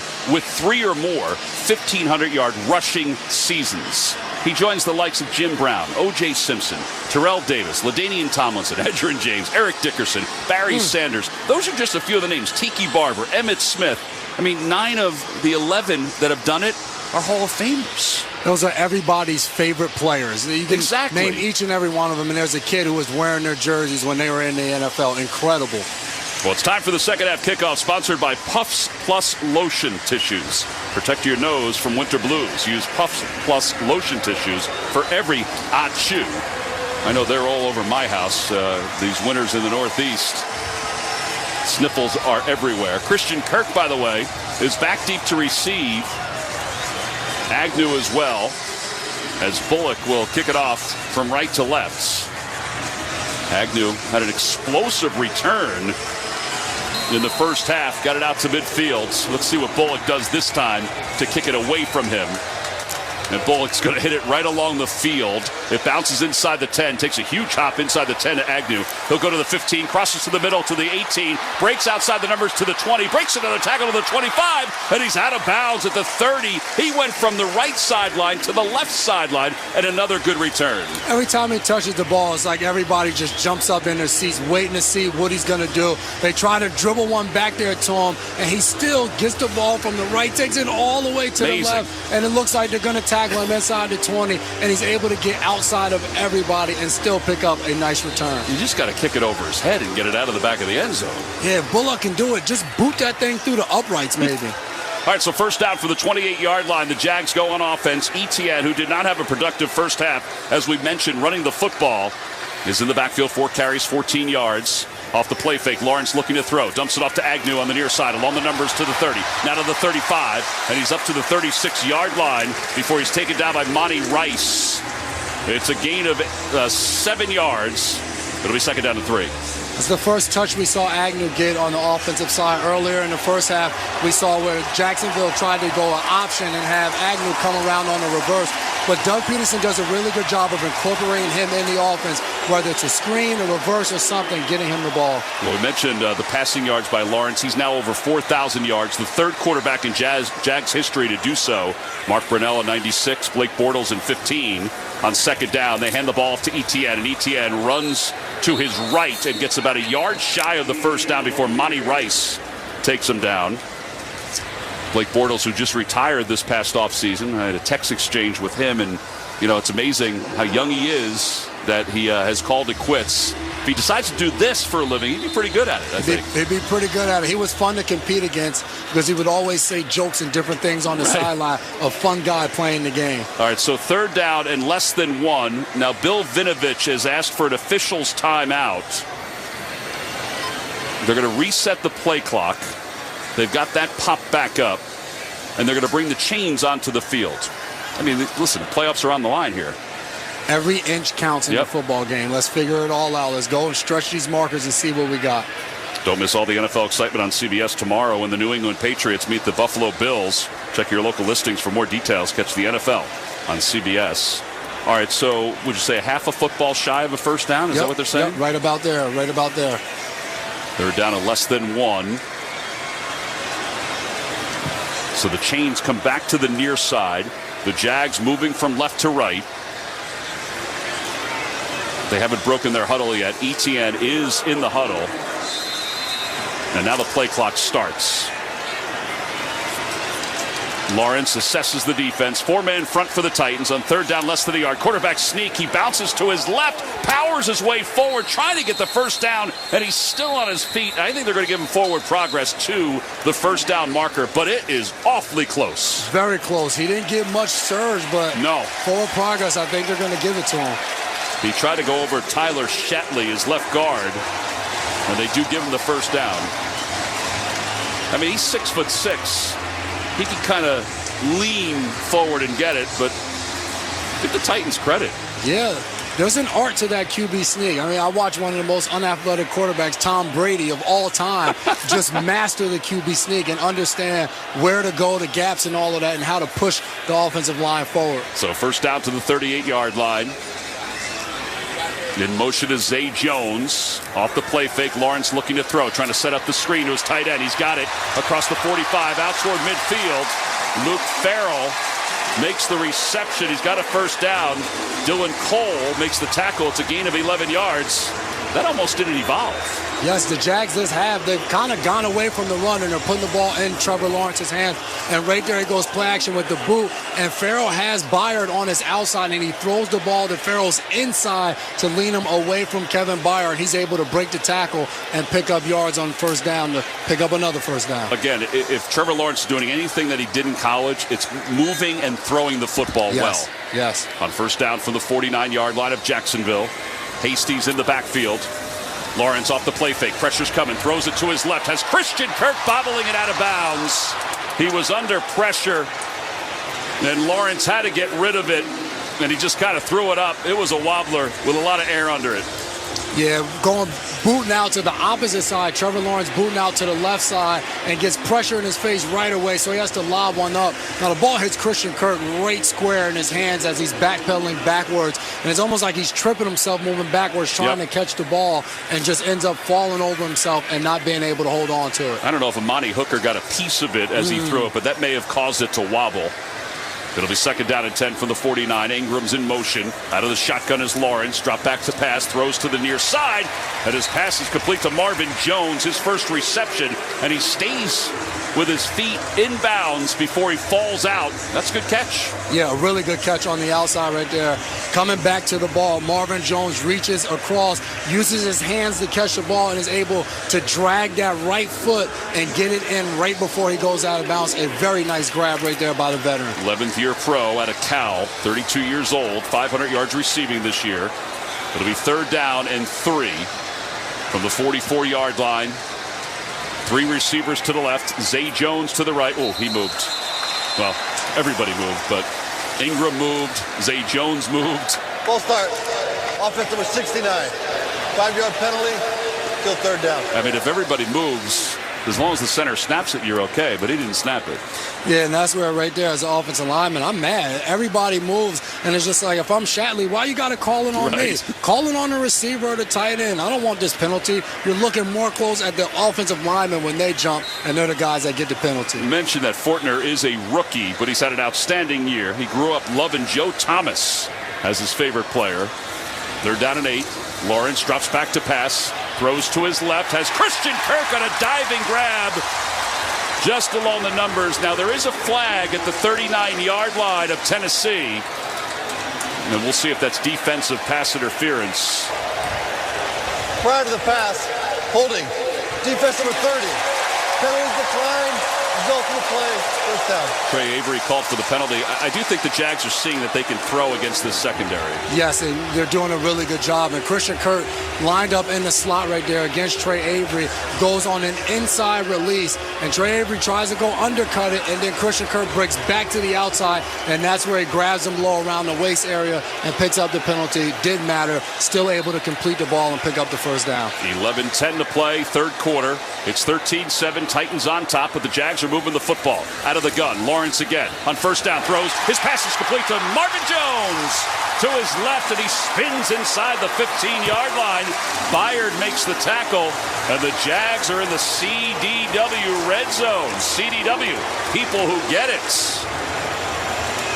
Getting the veteran involved, and no huddle offense. The Jags right up to the football. Lawrence is waving off Bill Vinovich, the ref. He'll take the snap, looks toward the end zone for Jones, and he overthrows him. It was double coverage. I don't know if Lawrence was waving off Bill Vinovich or Doug Peterson. I don't know if he said, I got the play, don't say it, or let's get this thing going. Well, when you get into the film room tomorrow, he's going to say to Doug Peterson, no, I was waving off the official. I would never do that to you. But Trevor Lawrence having his way. When the Titans go man-to-man, he was able to find Kirk match up one-on-one with Avery. When they go zone, he's able to hit Marvin Jones in the gap going across the middle. So he's figured out a way to dissect this Tennessee Titans defense in this second half. Second down and 10. The ball is inside the 12-yard line of Tennessee. Lawrence out of the shotgun. To his left is Etienne in the backfield. 2 receivers right, 2 left. Lawrence takes the snap, looks left, now looks right, looks left again, throws left, passes complete left to Zay Jones. He's inside the 10-yard line. It's a short gain. Christian Fulton makes the tackle. It'll be third down.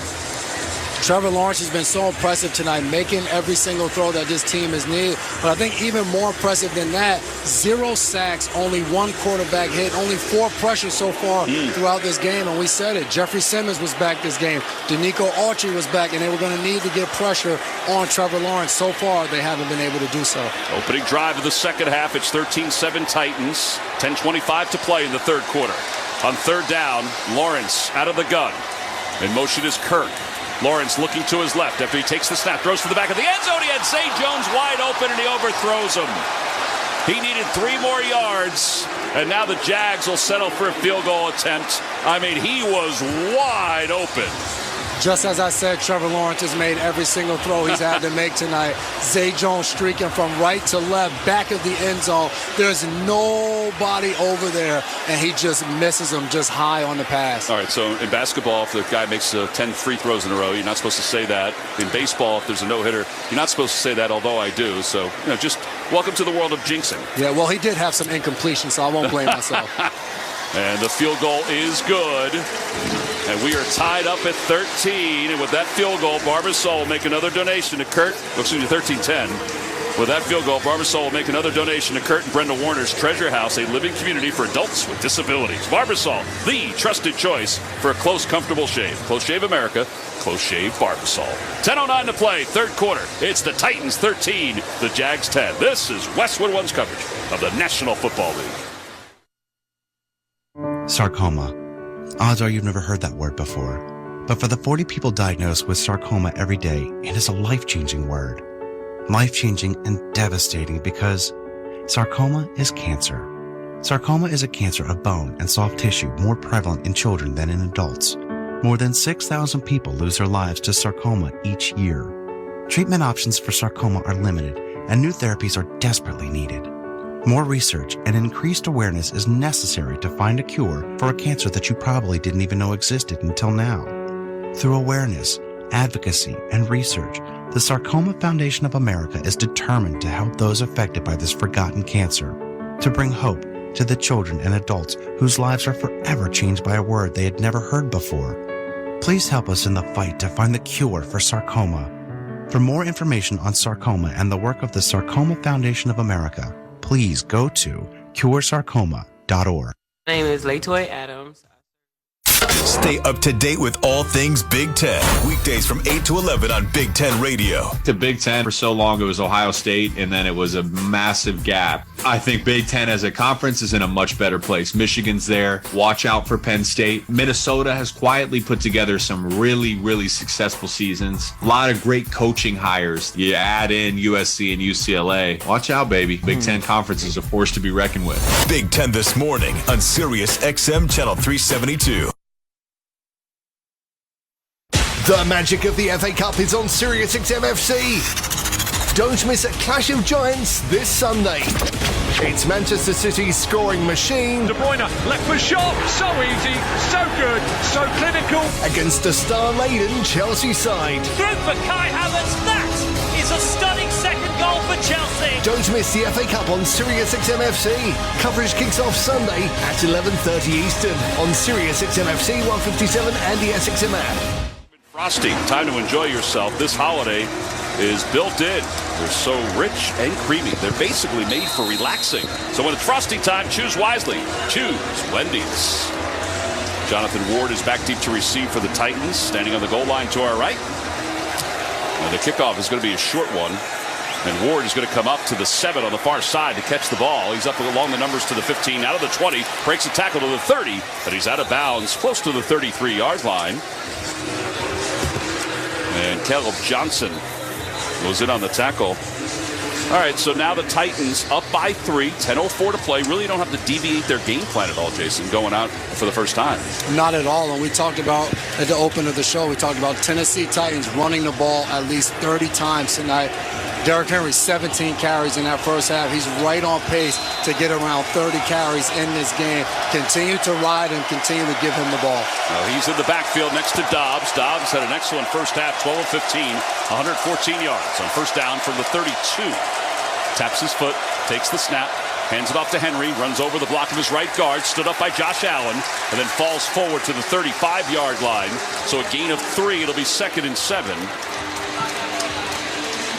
Derrick Henry does such a good job. He gets so many carries of not allowing a lot of carries to be tackles for losses. When there's nothing there, he still finds a way to pick up 2 or 3 yards and not get Tennessee behind the chains, which helps them in their offense just flow and get a rhythm to it. Missed last week's game with a foot injury. 2nd down and 7. 28-year-old Derrick Henry. On 2nd and 7, Dobbs, quick toss to the near side to Burks. And Burks along the sidelines is knocked out of bounds by Rayshawn Jenkins, but he's got a first down. And again, he's been a weapon tonight, and a much-needed weapon tonight. Yes, and Tennessee ran this same formation in the first half. They have 3 receivers lined up in a bunch formation all the way out by the numbers with Derrick Henry in the backfield. That allows Joshua Dobbs to count the numbers. Do I have more people in the box or more people out there covering the wide receivers? There was more people in the box that play, so he threw it quickly out to Burks. 2 receivers to the right. Henry, deep man in the I formation, takes the handoff, runs to his right, and scrambles forward to midfield. It's a gain of 6 yards. Kevin Rader was the fullback in that formation. Let's pause 10 seconds for station identification. This is Westwood One, your home for the National Football League. Tune to Sirius XM NFL Radio Channel 88 all year long to hear expert opinions and analysis from former players, coaches, and executives. 8.5 to play, 3rd quarter. Along with Jason McCourty, I'm Tom McCarthy. Winner-take-all game here. Titans win, they're the 4 seed. Jags win, they're the 4 seed. Dobbs comes out as a receiver as Derrick Henry is out of the shotgun. Taps his foot, He's going to think about throwing it. Now he's going to run it. Nope, he's going to throw it again. It's tipped and it's incomplete. Intended for Okonkwo. And now a flag comes in. And I wonder if Okonkwo was held on that one. Looks like it might be pass interference. And somehow this play ended up to be a positive one possibly for the Tennessee Titans. And it did not look like it at the start of that play. Pass interference against the Jags. And I'll tell you, Derrick Henry, even though he was in the grasp of the defender, he had something on that throw. Yeah, well, we saw the Green Bay Packers. He threw one in the end zone, in the red zone for a touchdown. And this one, he gets the handoff, and it looks like he's about to be tackled. He throws a stiff arm and really just chucks the ball as two guys are bringing him down. And they get bailed out with a pass interference call. So first down for the 39-yard line. The crowd did not like that call. 13-10, Titans on top. High formation. Okonkwo is the fullback. Henry's the deep man. They hand it off to Henry, running to his right, and he has stood up.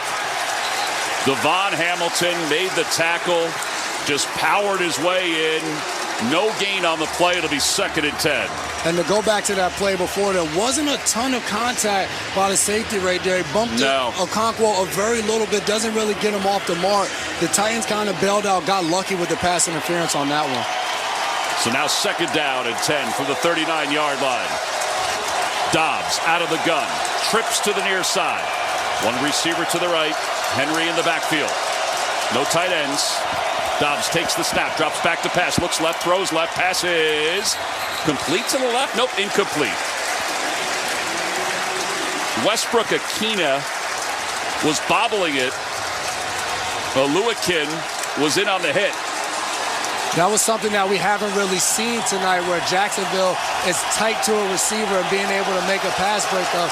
They've really struggled, whether it be in zone coverage, the linebackers getting to their gaps, or in man-to-man, the linebackers trying to cover Austin Hooper and Chig Okonkwo.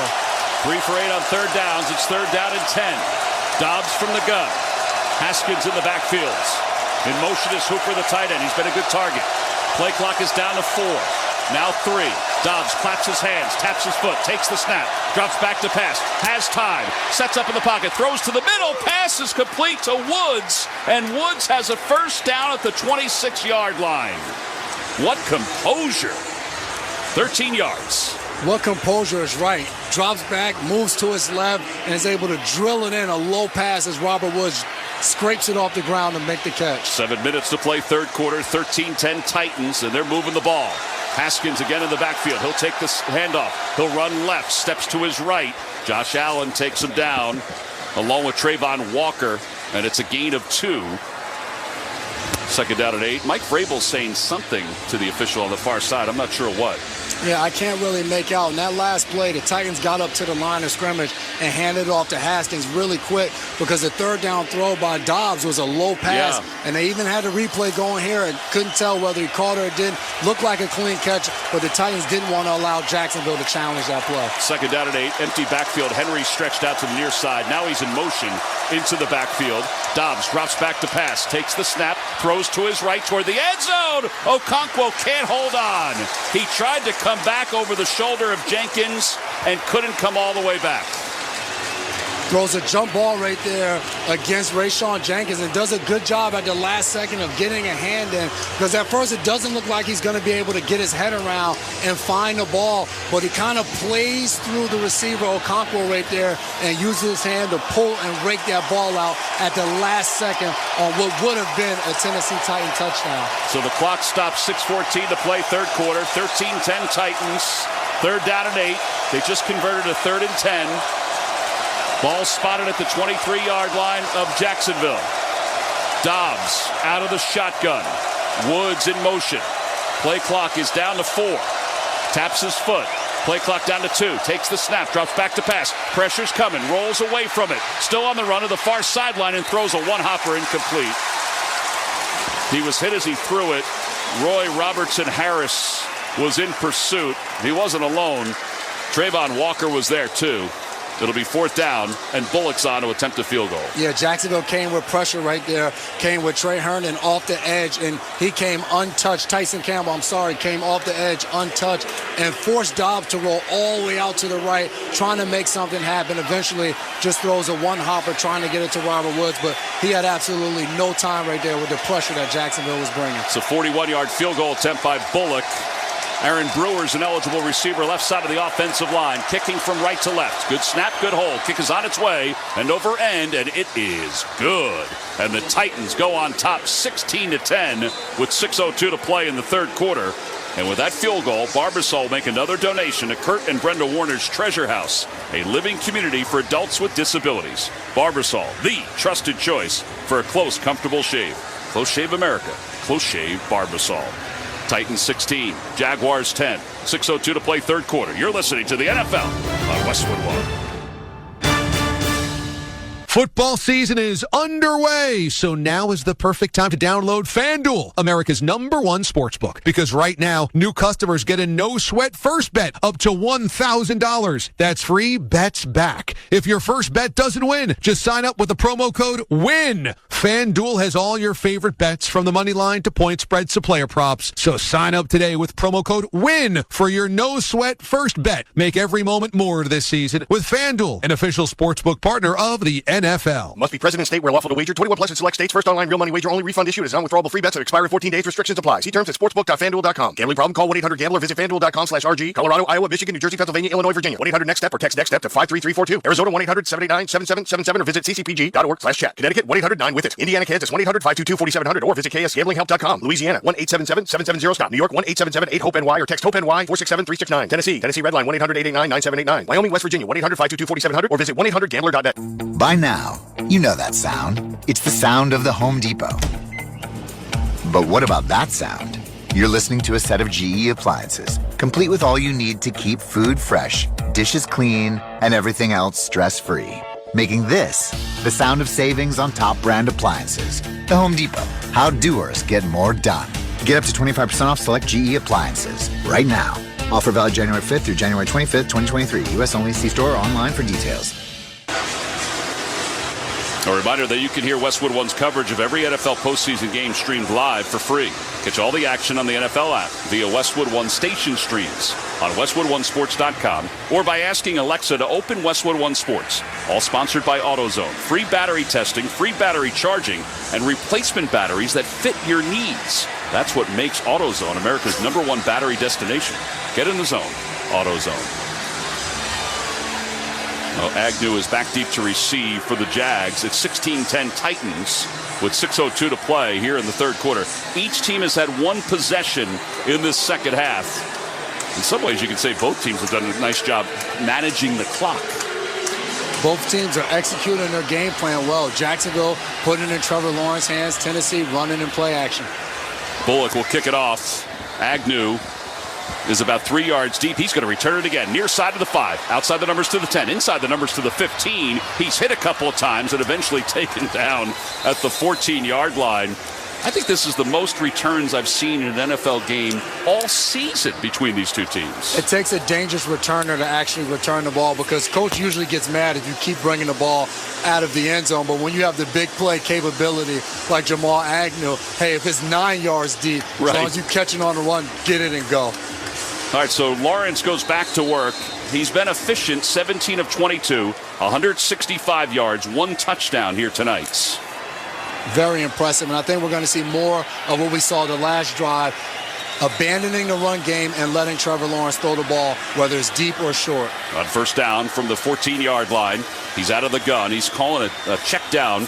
Play clock is at 4, takes the snap, hands it off to Etienne, who runs to his left. Not much is there. Stood up by Jeffrey Simmons. In fact, he may have... No, he got back to the line of scrimmage. It'll be second down at 10. They have not been able to run the ball on this Tennessee Titans front. The last drive, they go 12 plays and had 1 run to Etienne and then a quarterback sneak by Trevor Lawrence, and the rest of it was all pass plays. And I think that's what Press Taylor and Doug Peterson have realized. Press Taylor, the offensive coordinator this half, is that, hey, if we can't run, let's throw short passes and then set up our play action off of that. Yeah, again, the Titans' run defense is excellent. They allow 80 yards a game, which is second best in the National Football League. It's second down and 10 from the 14. They're showing blitz. Lawrence out of the gun, sets up and throws to the near side for Kirk. He's got him wide open. Along the sidelines, he's out of bounds at the 47-yard line of Jacksonville. Amani Hooker in on the coverage. That was a beautiful ball, 33 yards. Beautiful ball. The Tennessee Titans going with their 3 safety look. bringing Kalu in the game, playing deep, and then Amani Hooker lined up in the slot one-on-one with Christian Kirk, and he runs what we call a slot fade, where now Trevor Lawrence has from the slot all the way to the sideline to be able to get this ball in there, and he throws a really good pass at Christian Kirk, separates from Amani Hooker. Kirk, 6 catches, 99 yards. What a pickup he has been on first down for the 47-yard line.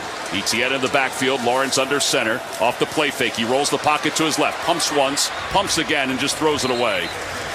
It was intended for Manhertz, his tight end, but he was covered up.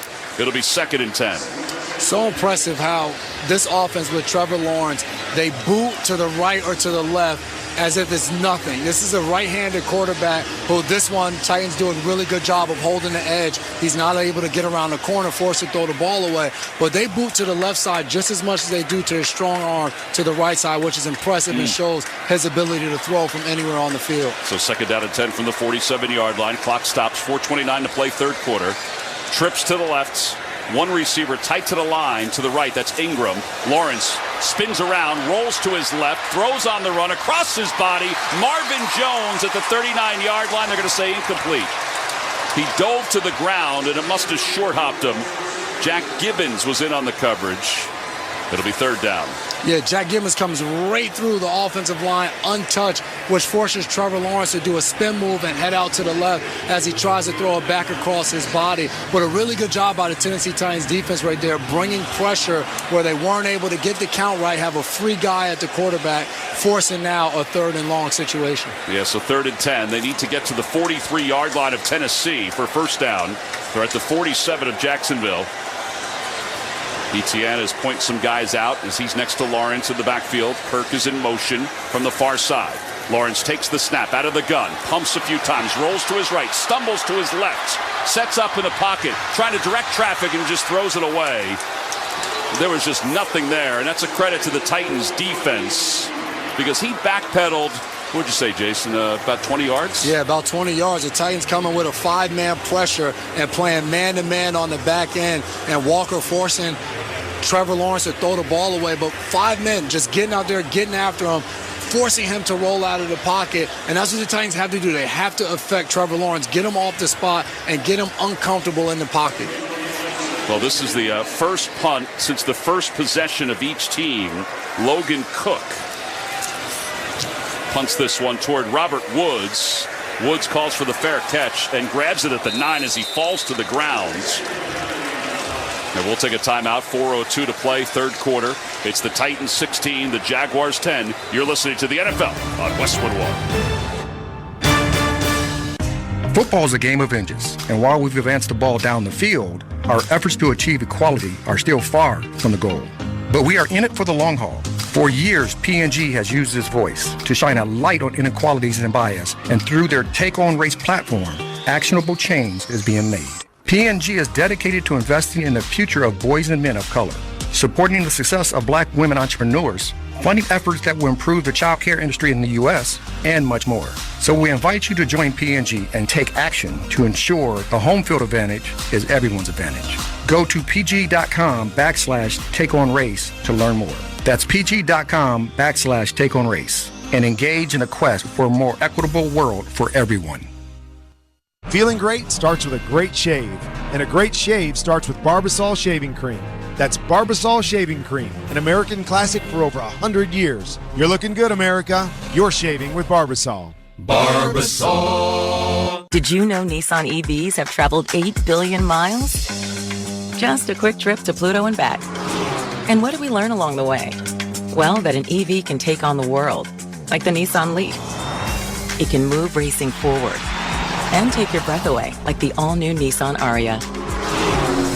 We learned to make EVs that electrify. 8 billion miles driven by Leaf owners globally since 2010. Ariya not yet available for purchase. Expected availability late fall, subject to change. The NFL is headed back to Las Vegas for the reimagined Pro Bowl games presented by Verizon. Watch the league's best show off their talent in the first ever AFC versus NFC flag football game. New skills challenges on and off the field, and even a special live concert performance. The 2023 Pro Bowl games presented by Verizon, Sunday, February 5th, 12 p.m. Pacific at Allegiant Stadium, Las Vegas. Visit ProBowl.com/tickets to buy your tickets today. Tom McCarthy and Jason McCourty here in the Grainger broadcast booth in Jacksonville. On the job MVPs like you rely on Grainger for supplies and solutions for every industry. Call, click Grainger.com or stop by one of the 250 Grainger branch locations. 4:02 to play third quarter. It's 16-10 Titans on top of the Jags. Jaguars defense is trying to get the crowd up. Arden Key has his hand up and his head bobbing up and down because it's 1st and 10 for Tennessee from the Titans' 9-yard line. Dobbs under center.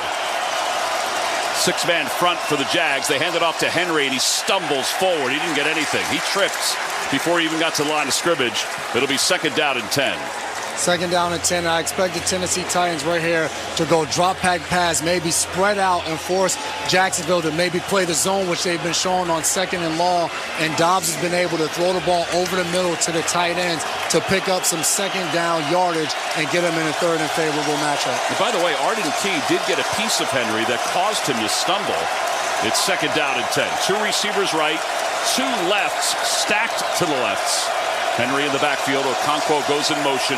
4-man front for the Jags. Off the play fake. Dobbs from the end zone. Dumps it off to Okonkwo. He's running along the near sidelines to the 10. Cuts back to the right and gets up toward the 20-yard line. And that could have been disastrous, but it's going to be a 1st down for the Titans. A gain of 11 yards. Corey Peters made the tackle. That wasn't the best of passes. It wasn't. Trying to set up a screenplay, and Jacksonville kind of diagnoses it, but Okonkwo uses his speed and is able to get to the outside and pick up the 1st down. Chig Okonkwo, a guy that has come along late in this season for the Titans, who is very good run after the catch. He's excellent. There's no doubt. On 1st down, Okonkwo in motion out of the backfield. And now in motion to the far side is Swain. 2 tight ends. Dobbs under center. Henry in the backfield. They'll hand it off to Henry, trying to get to his right, over his right tackle. Not much is there, but he did get positive yards up to the 23-yard line. Trayvon Walker was in on the tackle. And again, the clock winds. By the time this play gets off, there'll be under 2 minutes to play in the third quarter, and the Titans up 16-10. Running their game plan to perfection, trying to possess the ball for as long as possible. And talking about Chig Okonkwo, Titans have had some really good tight ends. Delaney Walker and Jonnu Smith, guys who've been able to run with the ball in their hands and make plays with their speed. Okonkwo in motion to the line of scrimmage. Arden Key showing blitz. Henry in the backfield. On 2nd down, they hand it off to Henry, running to his right. He's got some daylight outside the numbers to the 30, 35, 40. Up across midfield, he nearly fumbled the football. He did fumble, and it goes out of bounds, but it'll be Titans football. He fumbled it forward inside the 40-yard line of Jacksonville, and he's really fortunate, by the way. But now a flag is thrown, and it's going to go against the Titans. Holding against Tennessee. Is that going to go against Okonkwo? Okonkwo may have held Trayvon Walker. Yep, looks like Okonkwo grabs a hold of Trayvon Walker and doesn't allow him to get on the outside. And Derrick Henry rips off a big run that's coming back. But what's the mental effect of that run? At the end of it, Darius Williams is able to punch the ball out to Derrick Henry from behind. He's had 3 straight games where he's lost a fumble, and this is something that we haven't seen from him. So does he start to think about that, although it didn't affect him for the latter part of this game? Yeah, he said we went back to basics this week to try to figure it all out. It's 2nd down and 17, 1:40 to play third quarter. Ball's on the 13-yard line. Jags show blitz. They hand it off to to Ward, and Ward is spun down at the line of scrimmage. It'll be 3rd down. Penalties are just drive killers. You have a big run where you get the ball in Jags territory and it comes back from a Okonkwo hold, and now you're looking at 3rd and 17 backed up. A situation where if you're not able to pick up this 1st down, now you're punting the ball to Jacksonville and giving them great field position to get a go-ahead score. Yeah, so 3rd down and 17, the ball at the 13. Clock is going to wind under a minute to play in the third quarter. 16-10 Tennessee. Empty backfield. Dobbs out of the gun. 2 receivers right, 1 to the left. Taps his foot, takes the snap, drops back to pass. Sets up in the pocket, throws long to the near side of the field, and it's intercepted at the 47-yard line. Tyson Campbell running it back inside the 30, and he's tackled at the 26-yard line. Unbelievable play. Joshua Dobbs just chucking it up there on 3rd and 17, trying to make a play. Tyson Campbell, the young corner for Jacksonville, I've loved watching this guy play. And one thing that he's gotten better at is being able to get his eyes around and make a play on the ball. Turns around, catches the ball, an easy one, and makes a nice return as well. Well, for the Titans fans, that's definitely a Pepto-Bismol upsetting moment. Pepto-Bismol coats and soothes for fast 5-symptom relief for nausea, heartburn, indigestion, diarrhea, or upset stomach. Use Pepto-Bismol, fast relief, when you need it most. You know, some people will say, well, that's as good as a punt. It's not, because you got the return on the interception. 3rd interception of the year for Campbell. And now Lawrence goes to work, down 6 with 41 seconds to play 3rd quarter. Out of the gun. Throws it short to the 20-yard line to the right to Zay Jones. It's a pickup of 5 yards. It'll be 2nd down and 5. They do have to get a playoff before the end of the 3rd quarter. Exactly, and that 3rd down play is not just like a punt, and because, like you said, he's able to get a return and momentum. You heard the crowd, but also Joshua Dobbs' hand hit his own helmet after Arden Key hit his hand, so let's see if that has an impact on him. On 2nd down, they hand it off to Etienne. Etienne runs right, spins, but can't get away from Roger McCreary, and that is going to be the end of the 3rd quarter. Well, we got a ball game here, folks. TIAA Bank Stadium hasn't had this much life in a long time. It's the end of the 3rd quarter with the Titans on top, 16-10 over the Jags. You're listening to the NFL Westwood One.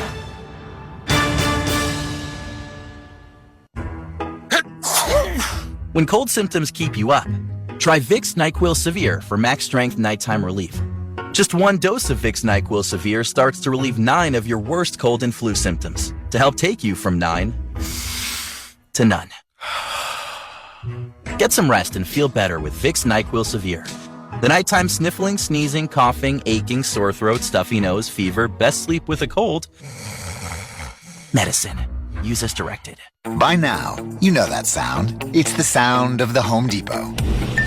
But what about those sounds? Those are the sounds of an LG wash tower with ultra-large capacity, serving up a powerful yet gentle clean in just 29 minutes. Making this the sound of savings on the best appliance brands. The Home Depot. How doers get more done. Get up to 25% off the LG wash tower with ultra-large capacity and reduced wash time. Pricing valid January 5th through January 25th, 2023. Gas Dryer Extra. U.S. only. See store or online for details. NFL Plus is here, which means no matter where you are, this is how you football.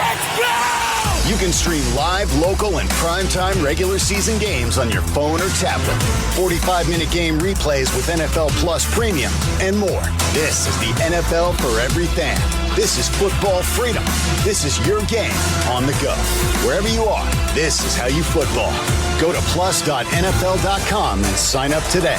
Terms and conditions apply. Welcome back to TIAA Bank Field in Jacksonville. Along with Jason McCourty, I'm Tom McCarthy. Our score, it's the Titans 16, the Jaguars 10. The start of the 4th quarter is sponsored by Vicks NyQuil Severe.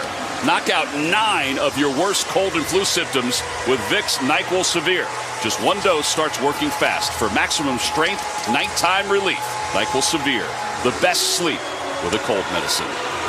All right, so I think this has been everything we could have imagined.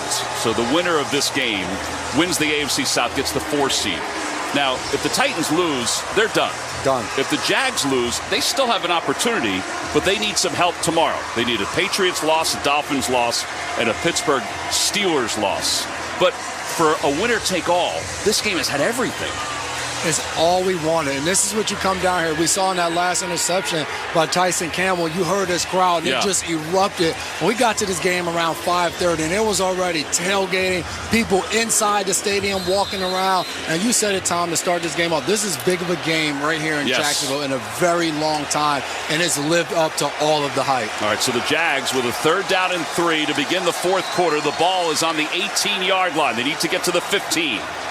In the backfield is Hasty. Lawrence to throw. Out of the gun. Backpedaling. Throws toward the end zone for Kirk, who turns back, and it's knocked away incomplete. Roger McCreary was able to get a hand on it, And a field goal attempt is coming for Riley Patterson. A really good job by the rookie, Roger McCreary, right there. He's beating the play, and he doesn't turn his head around. He's on Christian Kirk in the slot and runs a little bit of a pick play, and he's behind. Doesn't turn his head around, but plays Kirk's hands and plays them perfectly. Times it up just right, and the crowd wasn't happy about it, but that was a good defensive play by Roger McCreary. 36-yard field goal attempt for Patterson from the far hash mark. The snap is good, the hold is good, the kick is on the way, and it is good. And it's back to a 3-point game with 14:49 to play here in the fourth quarter. It's the Titans 16, the Jaguars 13. This is Westwood One's coverage of the National Football League.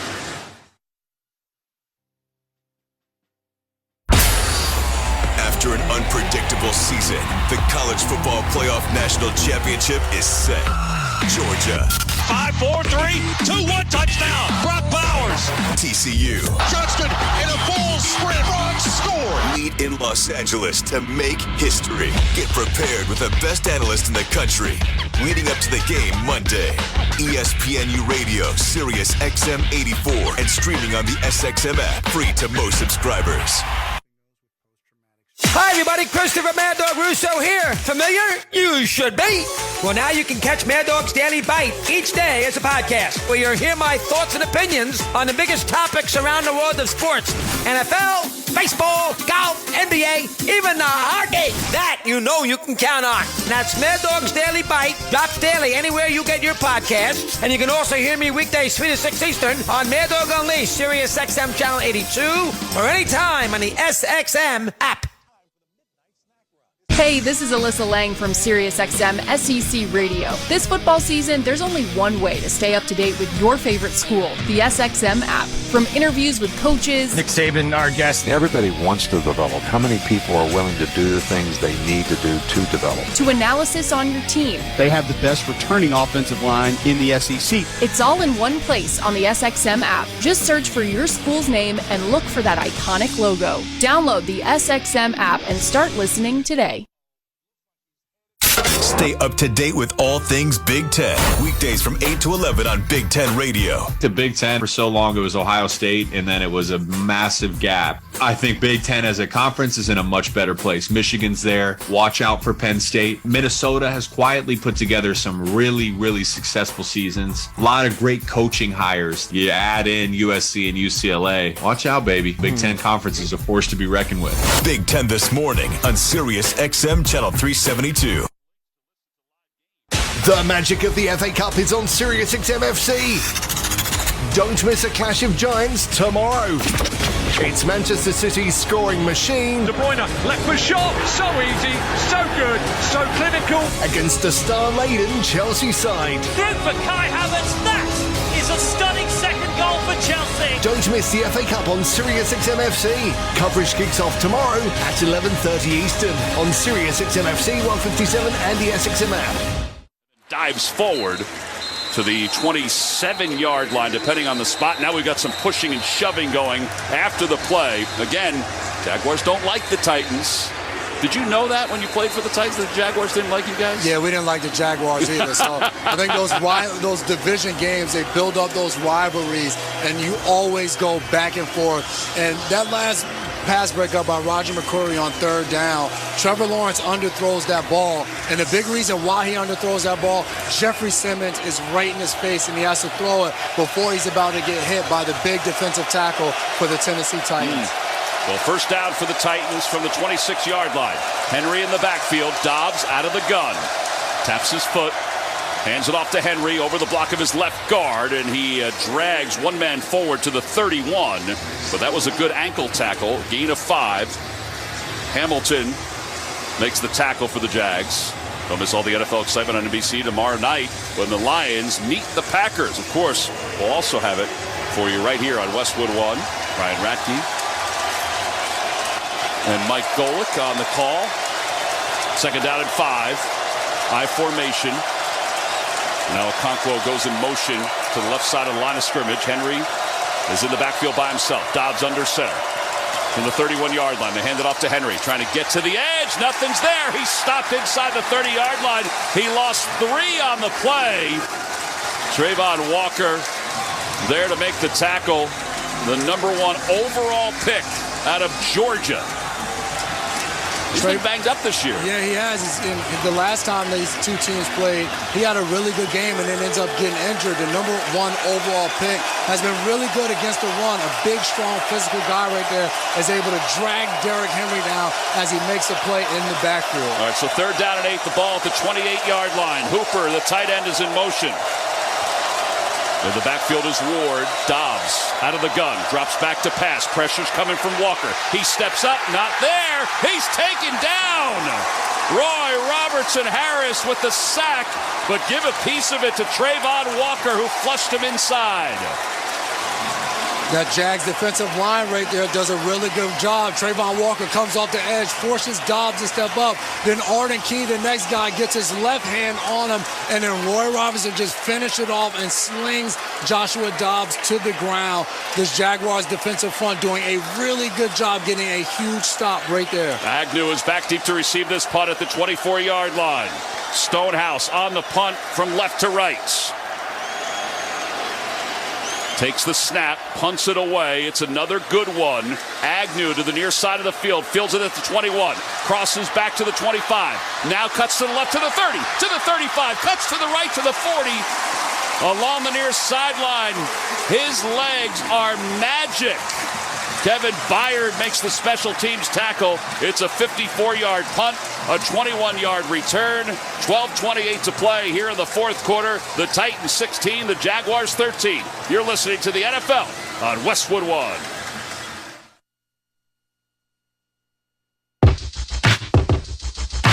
The Venture X card from Capital One gives you premium travel benefits, perfect for seeing Taylor Swift The Eras Tour.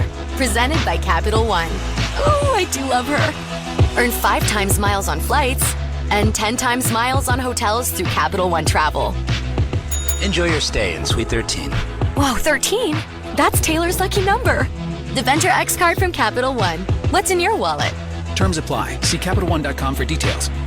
Looking for a perfect post-holiday pick-me-up? Well, treat yourself to a $5 pot pie from KFC. For a limited time, pot pies at Kentucky Fried Chicken are now just $5. Each KFC pot pie is made with a delicious mix of tender chicken, savory sauce, perfectly cooked veggies, and topped with a golden flaky crust. It really is the ultimate $5 comfort meal. Only at KFC. That's finger-licking good. Price and participation may vary. Limited time offer. Tax extra. I'm Bob Burke, founder and chairman of Burke America Parts Group, a family of brands that includes RepairClinic.com, an appliance and HVAC parts solution company that's grown into an international brand. Before AmericanEagle.com, we partially launched a new technology platform developed by another firm. American Eagle helped take our technology to a whole new level with digital marketing, software development, and business insights into our key markets, appliances, HVAC, and outdoor power equipment, and did so both on time and on budget. AmericanEagle.com has the resources, experience, and talent needed to produce solutions. Our new technology platform, developed by AmericanEagle.com, has produced tremendous results with higher traffic, conversion, engagement, and online revenue. If you have any home repairs you need to take care of, check us out at RepairClinic.com. If you need a world-class website or technology project, then I would highly recommend AmericanEagle.com. Call AmericanEagle.com at 773-NETWORK. That's AmericanEagle.com, 773-NETWORK.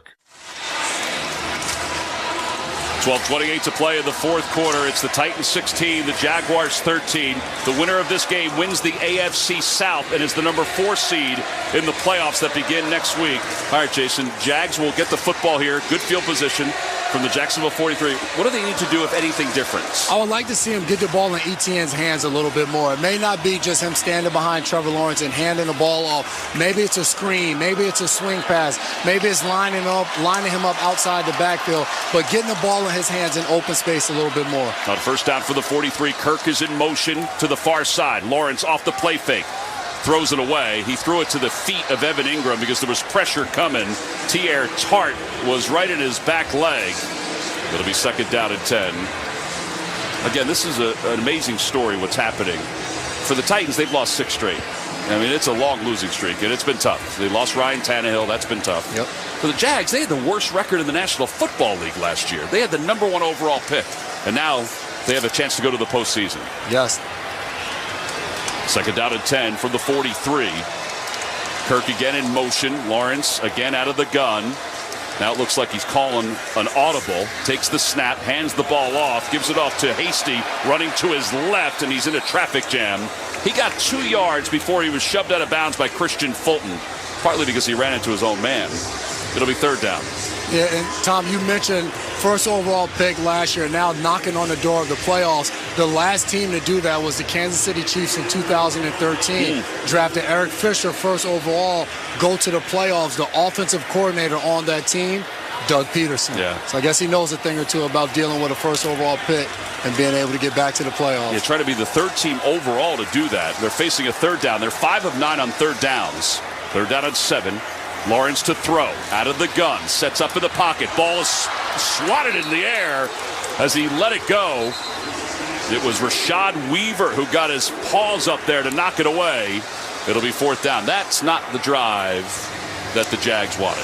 Not at all. And we talked about in the first half, in the first drive of the second half, how the Jacksonville Jaguars have done a good job of not letting anyone get to Trevor Lawrence. And now these last 2 drives, we talked about pressure by Simmons, Tierra Tart on the first down, applying pressure. Now Rashad Weaver knocking the ball down at the line of scrimmage. Logan Cook to punt. He stands at his 30. Robert Woods back deep to receive this punt. He goes to the far side and just lets it bounce inside the 15, and it goes out of bounds at the 5-yard line of Tennessee, and that is where this drive will begin. 11:34 to play, 4th quarter. Tennessee 16, Jacksonville 13. You're listening to the NFL on Westwood One. This is it, the putt to win the tournament. If you sink it, the championship is yours. But on your backswing, your hat falls over your eyes. Is this how you're running your business? Poor visibility because you're relying on spreadsheets and outdated finance software? To see the full picture, you need to upgrade to NetSuite by Oracle. NetSuite is the #1 cloud financial system to power your growth. With visibility and control of your financials, inventory, HR, planning, budgeting, and more. NetSuite is everything you need to grow all in one place. With NetSuite, you can automate your processes and close your books in no time while staying well ahead of your competition. 93% of surveyed businesses increase their visibility and control after upgrading to NetSuite. Over 32,000 businesses already use NetSuite. For the new year, NetSuite is a new financing program for those ready to upgrade at netsuite.com/touchdown. Head to netsuite.com/touchdown for this special one-of-a-kind financing offer on the #1 financial system for growing businesses. netsuite.com/touchdown. For the ones who get it done, Grainger offers high-quality supplies and solutions for every industry, as well as access to product specialists who have the knowledge and experience to answer your toughest questions. Plus, their commitment to being your safety partner can help you keep your facilities safe and your people safer. Call, click Grainger.com, or just stop by.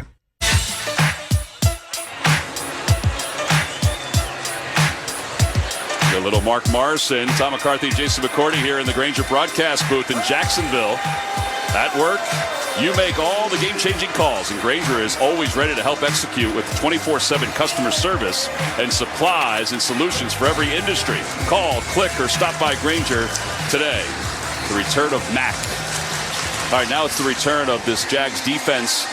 This is a long field for the Titans. They lead it by 3 with 11:34 to play here in the 4th quarter. Not many folks have left this stadium. It's like a party. It is a party. There's pools in this stadium, the whole nine. This is the place you want to be. And right here at this drive, Titans backed up. For Jacksonville, you go in here on defense, you're just like, hey, get a turnover or get a 3 and out. If you're able to get a 3 and out while Tennessee's backed up, a punt will put you right at about midfield and put you a great opportunity to put points on the board. Mentioned that Dobbs had a good first half. He's only 3 of 7 here in the second half. Henry is in his own end zone on first down from the 6-yard line. From the far hash, going from left to right. They hand it off to Henry, running to his left. Nothing's there. He is stopped. Corey Peters, Trayvon Walker. Those 2 guys have played really well today. Devin Lloyd was in as well. That's a loss on the play of 2 yards. Corey Peters, the old veteran in there, in the front, getting in the backfield. I remember when he was drafted in 2010, was training with my brother down at the Combine. This guy was in Arizona, was in Atlanta, has been around the league, and now a veteran presence on this Jacksonville's young defensive front and showing these guys how to play in a big game. Under 11 minutes to play here in the fourth quarter. Dobbs has a word with Henry. He'll go under center on 2nd down and 12. Taps his foot. Takes the snap. Drops back to pass. He's in his end zone. He's going to be in trouble. He'll roll to the near side and just throw it up out of bounds. He was in trouble. Dropped back, and there was just nobody open, looking around, trying to find somebody, and couldn't see anybody. Was able to roll all the way out to the right and be able to get the ball out of bounds, and looks like he was close of getting outside the tackle box. I think the officials are going to give it to him, because if not, that would have been a safety as he was throwing the ball from his own end zone. All right, so 3rd down and 12. More than 60,000 on hand here tonight. Ball is at the 4-yard line of Tennessee. Trips to the near side. Haskins in the backfield. Now Robert Woods in motion. Dobbs from his end zone. Takes the snap. Drops back to pass. Throws to the numbers at the 13. He's got Robert Woods, but he's shy of the first down. It'll be 4th down and 2. Andre Sisco made the tackle, and the Titans, first of all, they didn't take a lot of time off the clock, and they didn't get the first down, so they're going to have to punt. Really good job by Jacksonville on 3rd down, playing zone. Everybody with their eyes on Dobbs, and as he lets the ball go, everybody's breaking. And yes, Robert Woods makes the catch, but they get him down before he's able to get to the marker. And to your point now, Stonehouse is going to be punting the ball from his goal line, which is going to create a great opportunity for Jamal Agnew on a return here. Agnew's walking around at the 34-yard line. He knows that Stonehouse is really good. He's got a big leg, so he's giving himself a little bit of room. Stonehouse takes the snap and lets it fly. It's not a great punt, but it's away from Agnew. It bounces at the 48, takes a Titans bounce and a roll to the 35, and it stops at the 34. So let's rephrase it. It didn't look like a great punt, but it turned out to be the right punts. 51 yards. There's a break in the action sponsored by Culligan Water. A drinking water system from Culligan gives you cleaner, safer water with the turn of a handle and no pitcher filters to refill. Learn more from your local dealer or Culligan.com. 9:45 to play, fourth quarter. Titans 16, Jaguars 13. You're listening to the NFL on Westwood One. Barbasol Shaving Cream is available in 5 fantastic flavors to customize your close shave. Whether it's original, soothing aloe, or Pacific Rush, there's one for every face. Find your favorite Barbasol today. Barbasol. If you have certain chronic conditions such as heart disease, asthma, diabetes, and you're 19 years of age or older, 52, 36, 42, you may be at increased risk for pneumococcal pneumonia. Ask your doctor or pharmacist about getting vaccinated with Prevnar 20, pneumococcal 20-valent conjugate vaccine, a Pfizer vaccine that can help protect against pneumococcal pneumonia in just 1 dose. Prevnar 20 is approved for adults to help prevent infections from 20 strains of the bacteria that cause pneumococcal pneumonia. Continued approval may depend on a supportive study. Don't get Prevnar 20 if you've had a severe allergic reaction to the vaccine or its ingredients. Adults with weakened immune systems may have a lower response to the vaccine. The most commonly reported side effect was pain at the injection site. For additional common side effects and full prescribing information, please call 1-855-213-2138 or visit Prevnar20.com. I'm going to ask my doctor about getting vaccinated with Prevnar 20. Are you ready? Stock up and save big now, store-wide at the Lowe's Truckload event. For a limited time, save up to 50% on select tools and accessories from the brands you trust. And buy a DeWalt 12-inch dual bevel miter saw and get an adjustable stand for free. Plus, get deals on appliances, bath, and more. Head to your local Lowe's or visit Lowe's.com to shop the Truckload event today. While supplies last, selection varies by location. Valid 12/29 through 1/11. Hello, Jason McCourty. I'm Tom McCarthy. You know, it's important to note after that 51-yard punt by Ryan Stonehouse that tonight his average is 55.3. He came into this game averaging 53 yards per punt. Now, the NFL record is 51.4 by Sammy Baugh in 1940. So he needed to have a really bad night to not have the NFL record. He's going to set the NFL record. It's going to be over 53 yards gross average, which is pretty impressive for a rookie. Very impressive. And Titans let go of their longtime punter, Brett Kern, this year because of how talented this young guy is. All right, Hasty in the backfield. Lawrence under center. Ingram in motion on first down from the 34. Lawrence off the play fake. He's going to curl, and he curls right into the waiting arms of Tier Tart, and he is sacked at the 26-yard line. As well as we saw both of these offenses play in the first half, the defenses on both sides have made adjustments. Tier Tart comes right in, gets right past the guard with a nice swim move right there, and is able to get Trevor Lawrence as soon as he turns his head after the play fake. Has no chance to be able to get the ball off. The eighth-year pro, Brandon Sheriff, who's a three-time Pro Bowler, was the guy who he went right past. So it's a loss of 8. It'll be second down from the 25-yard line. Out of the shotgun, Lawrence. He drops back to pass, looks left. He throws left, has Evan Ingram outside the numbers to the 30, and he spun up toward the 35. So he got all those 8 yards back plus 1. Monty Rice makes the tackle. Lawrence was being pressured again by Jeffrey Simmons as he got that ball off. Yeah, him and Tier Tart were right there in his lap again. And he's able to get the ball to Evan Ingram. We really haven't said his name much since the first quarter, so they can try to get him going and get the ball in his hands a little bit because he was very good against Tennessee the last time when they played the Titans in Nashville. They spotted at the 34, so it's actually third down and 10. 8.5 to play. Jaguars down 3, 16-13 here in the fourth quarter. Lawrence drops back to pass, looking long to the far side of the field for Marvin Jones, and he runs him right out of bounds. It's incomplete. Lawrence is knocked to the ground again. And it'll be fourth down. You're right. The offense in the first half, it was moving. It was pretty cool. Not so much here in the second half for either team. All we talked about in the first half was how much of a rhythm Trevor Lawrence looked. And now right here has the receiver going against Trey Avery on that right side and just throws the ball, sails it out of bounds. Looks like he might have had a shot with Marvin Jones, but just not enough time to make an accurate throw. Logan Cook punts this one away. Woods back deep to receive. He lets it bounce at the 23, and it rolls inside the 15. Now toward the 10. Wow, what a Jags roll that was. And 8:06 to play here in the fourth quarter. A 56-yard punt. It's the Titans 16, the Jaguars 13. You're listening to the NFL on Westwood One. Get in the zone, AutoZone. Welcome to AutoZone. What are you working on today? Changing your oil. You know, an oil change is a great way to get more MPGs. Right now, you can enter for a daily chance to win a $200 AutoZone gift card when you buy 5 quarts of Mobil 1 Full Synthetic and an STP Extended Life oil filter for only $38.99. Get the parts you need when you need them at AutoZone or AutoZone.com. Get in the zone, AutoZone. No purchase required. By now, you know that sound. It's the sound of the Home Depot. But what about those sounds? Those are the sounds of an LG wash tower with ultra-large capacity, serving up a powerful yet gentle clean in just 29 minutes. Making this the sound of savings on the best appliance brands. The Home Depot. How doers get more done.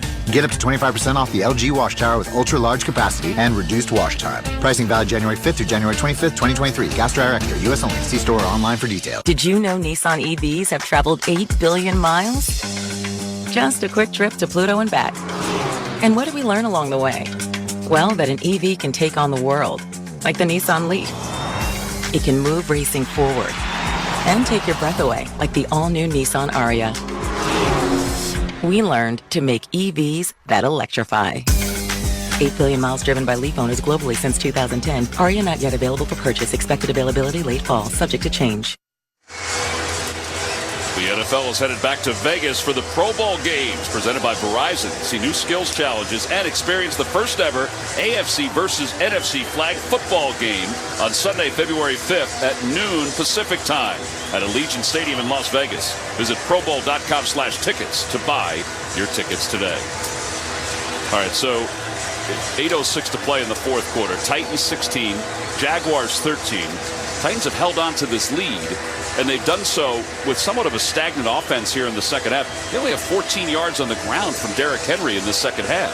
Yeah, and credit Jacksonville. They've done a really good job of penetrating up front, getting in the backfield, and not allowing Derrick Henry to get going.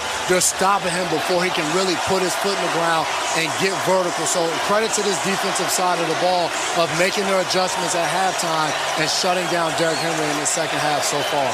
Well, Henry is in the backfield, red shoes and all, red gloves.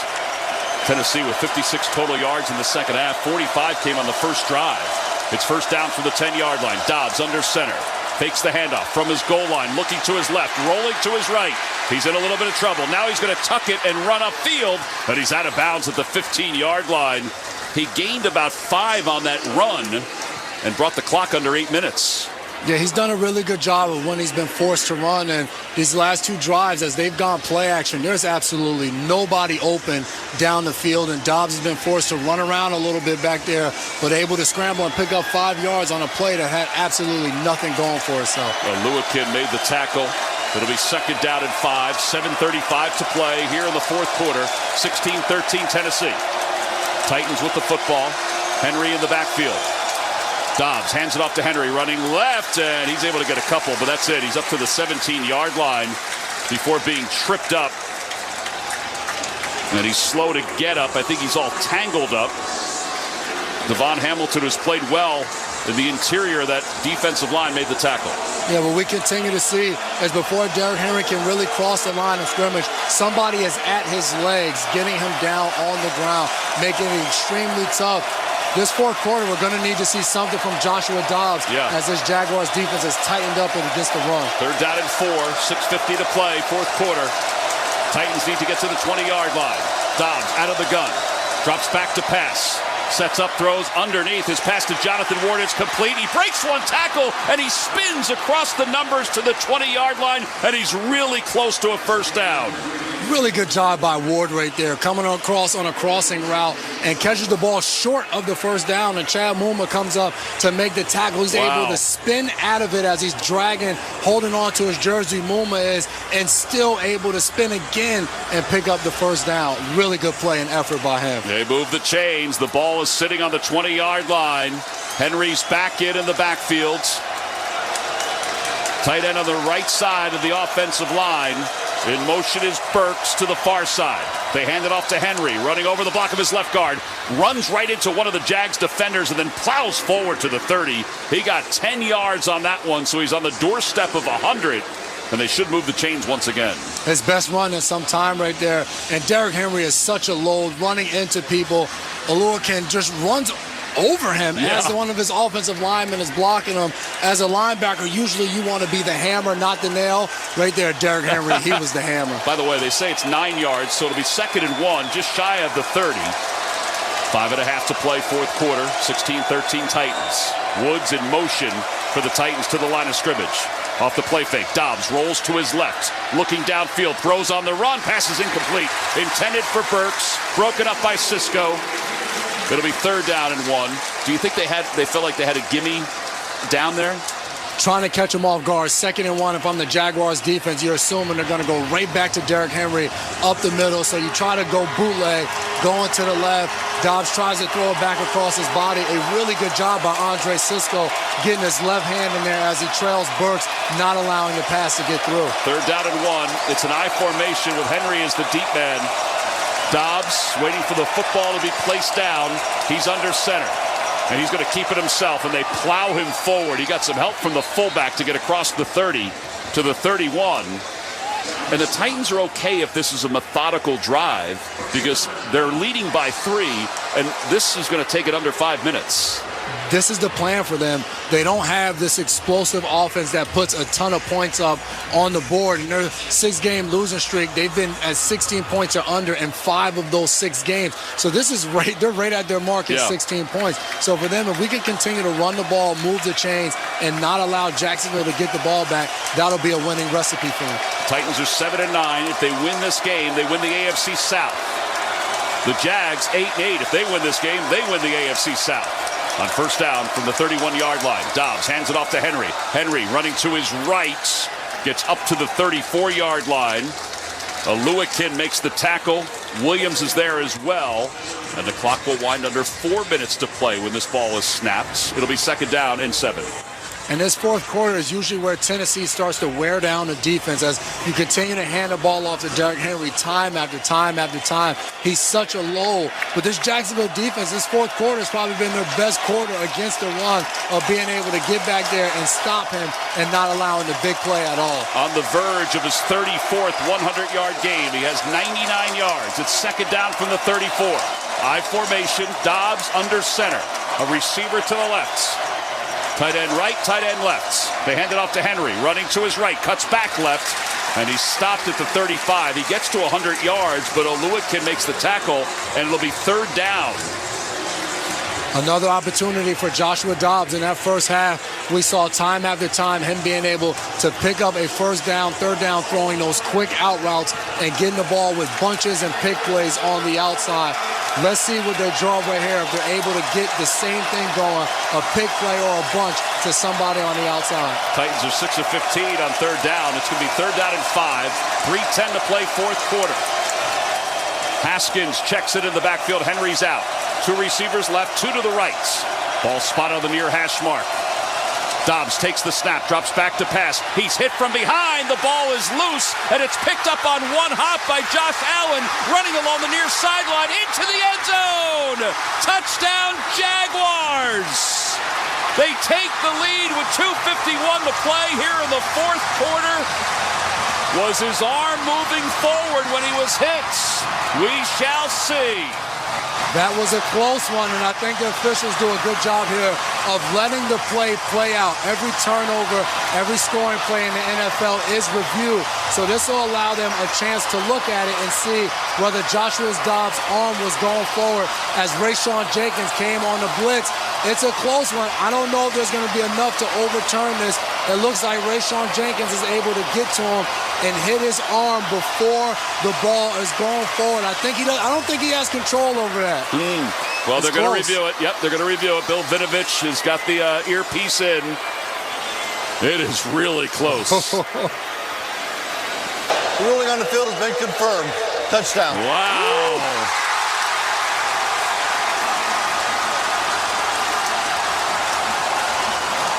How about Josh Allen, though? He picks up the ball. Yeah, he did. That didn't look like a high school running back. Got it, cut back, directing traffic, and it was Arden Key as Rayshawn Jenkins is making the sack, puts his arms up in celebration. 37-yard return. The point after is good. And the Jaguars are on top 20-16 with 2:51 to play here in the 4th quarter. If they win the AFC South and they get the 4 seed after having the worst record in the NFL last year. I'm up here in the booth, and I kind of want to go down on the field right now. In these big games, those type of plays in these moments, this is what it's all about. You heard the crowd as they erupted as Josh Allen crossed that goal line. But you want to play in the playoffs. You want to win your division. Saturday night primetime, go out there and make a play like Rayshawn Jenkins just did to give your team the lead in the 4th quarter. And again, the Titans took 5 minutes and 15 seconds off the clock. All was working out well. They moved the ball 25 yards.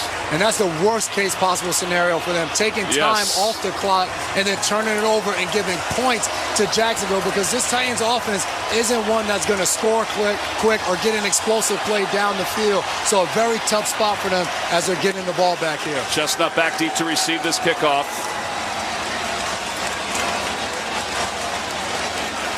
Patterson tees it up at the 35, kicking from right to left. Chestnut from the goal line is going to let it go over his head. I was wondering if he was going to try to return that. I was like, don't return it if you're Chestnut. And now it's up to the defense again, and this crowd is going crazy, chanting, "Duval, Duval." This crowd This fans, the city of Jacksonville, they've been waiting for something like this for a long time, since 2017 when Jacksonville was in the AFC Championship game and they had all of those guys out there, Fournette, Jalen Ramsey. Now they've watched those guys win Super Bowls on other teams, and now Jacksonville is relevant again in January, playing in a game of this magnitude with so much on the line. Well, they lead it by 4, 20-16, 2:51 to play, fourth quarter. Dobbs out of the gun. Swaim in motion. Henry in the pistol formation. They fake the handoff to him. Dobbs will just run it himself. He's outside the numbers to the 35, and he's out of bounds. Just shy of the first down marker or right at it. It all depends on the spot they're going to give him the first down. Really good play design by Tennessee. We really hadn't seen a Joshua Dobbs design run yet tonight. And right here in the pistol with him in the shotgun and Derrick Henry right behind him, puts the ball in Derrick Henry's gut and is able to escape to the left and pick up some good yardage on first down. Good block by Swaim. We mentioned that he was in motion on first down for the 35. Bunch formation to the right. Dobbs out of the gun. Hands it off to Henry. Starts right, cuts back left. He gets across the 40, spins to the 45, and he's close to another first down as he continues to climb farther away from 100 yards. Tyson Campbell makes the tackle. They're going to say it's a gain of 9. Good start right here on this drive by the Tennessee Titans. 2 runs, picking up 19 yards total on these first 2 plays. And Derrick Henry gets the ball. And we don't always talk about his footwork, but he makes 2 or 3 moves in the backfield right there and is able to pick up 9 yards. Second down and 1, 2:14 to play here in the fourth quarter. Jacksonville up by 4. Dobbs out of the gun. 2 receivers left, 2 to the right. Somebody jumped. Dobbs throws to the right. Pass is complete to Swaim right at midfield. He's got a first down. There was some people jumping, but they did not get across the line of scrimmage into the neutral zone. And we have reached the 2-minute warning with the Jaguars on top, 20-16 over the Titans. But the Titans are moving the ball. You're listening to the NFL on Westwood One. Football is a game of inches, and while we've advanced the ball down the field, our efforts to achieve equality are still far from the goal. But we are in it for the long haul. For years, P&G has used its voice to shine a light on inequalities and bias, and through their Take On Race platform, actionable change is being made.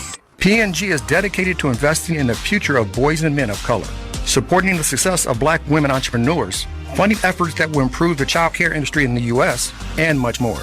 So we invite you to join P&G and take action to ensure the home field advantage is everyone's advantage. Go to pg.com/takeonrace to learn more. That's pg.com/takeonrace and engage in a quest for a more equitable world for everyone.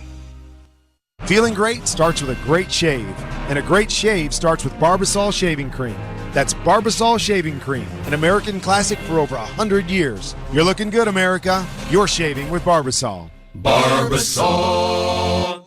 For the ones who get it done, Grainger offers high-quality supplies and solutions for every industry, as well as access to product specialists who have the knowledge and experience to answer your toughest questions. Plus, their commitment to being your safety partner can help you keep your facilities safe and your people safer. Call, click Grainger.com, or just stop by. Let's pause 10 seconds for station identification. This is Westwood One, your home for the National Football League. You gotta love sports. Listen to Shine on Sports with me, Adam Shine, every weekday from 9 a.m. to noon Eastern. Sirius XM Mad Dog Sports Radio, Channel 82. Hello, it's Jason McCourty. I'm Tom McCarthy here at TIAA Bank Stadium in Jacksonville, Florida. The Jaguars are on top 20-16. If they win, they'll go from the worst record in the National Football League last year to a postseason berth and the AFC South Championship this year. And they will face, in the opening round of the playoffs, either Baltimore or the LA Chargers. The Titans, meanwhile, if they win, they also win the AFC South. The Jags will still be alive if they lose, but it's still a tough story. Titans will not be alive if they lose. It's first down from midfield. 2 minutes to play. 4-point lead for Jacksonville. Dobbs out of the gun. Swaim in motion to the near side. 2 receivers left, 1 right. They fake the handoff to Henry. Dobbs runs right. Quarterback keeper stiff arms his way out of bounds at the 47. Aluakin makes the tackle. Gain of 3. 1:55 to play, and again, the Titans have all 3 timeouts left. Yep, they're not in a rush at all. 1:55 to play, an opportunity to still be able to try to get the ball down the field, but also still they have the run game to their disposal. I want to see them go back to spreading them out and being able to get those quick passes over the middle for Dobbs. Second down and 7. Dobbs takes the snap, drops back to pass. Pressure's coming. Ball is loose. Knocked out by Josh Allen, picked up by the Titans, and they fall on it at the 48-yard line. Josh Allen's having himself a fourth quarter. My goodness, big-time players show up in big-time moments, and him and his Jags defense, they are stepping up, making plays, and making Dobbs uncomfortable. Well, the Titans call a timeout. It's 3rd down and 12 from the 48-yard line of Tennessee. The copyright of tonight's broadcast on Westwood One is owned by the NFL on behalf of its member clubs. All rights to this broadcast are reserved, and any rebroadcast, recording, retransmission, or any other use of this broadcast without the express written permission of the National Football League is strictly prohibited. Dobbs gets lucky there because as Josh Allen comes off the edge, he knocks the ball loose. The ball goes up in the air and lands right back in Dobbs' hands. Josh Allen does a really good job of bending around the corner, being able to reach his right arm in there and knock it free from Dobbs. And this crowd, they're feeling it. Oh, they're feeling it. On their feet. Teal everywhere. Rally towels being waved around. White and teal. It's an absolute Saturday night fever party. 3rd down and 12. The ball at the 48 of Tennessee. Off this timeout, Titans have 2 left. It's 4 down territory, obviously, because they're down by 4. A field goal will do them no good. Dobbs out of the gun. Haskins in the backfield. 2 receivers left, 1 right. Dobbs taps his foot, takes the snap. Here comes the pressure, drops back to pass, and the play is blown dead. That means that somebody jumped on the offensive line. Wait a minute, are they signaling Jacksonville? No, they're signaling Tennessee.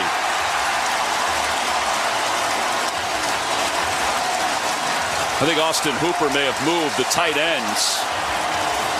Bill Vinovich's microphone is off. Yeah, it was Austin Hooper, and he might have moved because all of those Jacksonville Jaguars defenders right around the line, they were coming with the pressure. Lewican coming off from his linebacker spot, and Austin Hooper trying to get into his route to save his quarterback as all of those Jags were coming for him. 1:46 to play, 3rd down and 17. The Titans need to get to the 40 of Jacksonville. Dobbs to throw on 3rd down. Scrambles to his right. Under pressure. Dumps it off. It's caught by Haskins, but he is smothered by a Lewican at the 47-yard line of Tennessee. And another timeout called by the Titans with 1:37 to play here in the 4th quarter, facing a 4th and 13. Jaguars defensive linemen right now are rushing like their hair's on fire. Arden Key and Josh Allen forced Dobbs to make a jump pass there as they're all over him. Ball game right here. 4th down. Got to make a play. 4th and 13 for the Tennessee Titans. You got to draw something up where you have enough protection. Running back has to stay in to allow Dobbs some time. Maybe even keep the tight end in and get 3 men out on the pass because he needs enough time to let him get at least 13 yards down the field. How about the sidelines for the Jags just in front of us? They're trying to get this whole crowd excited.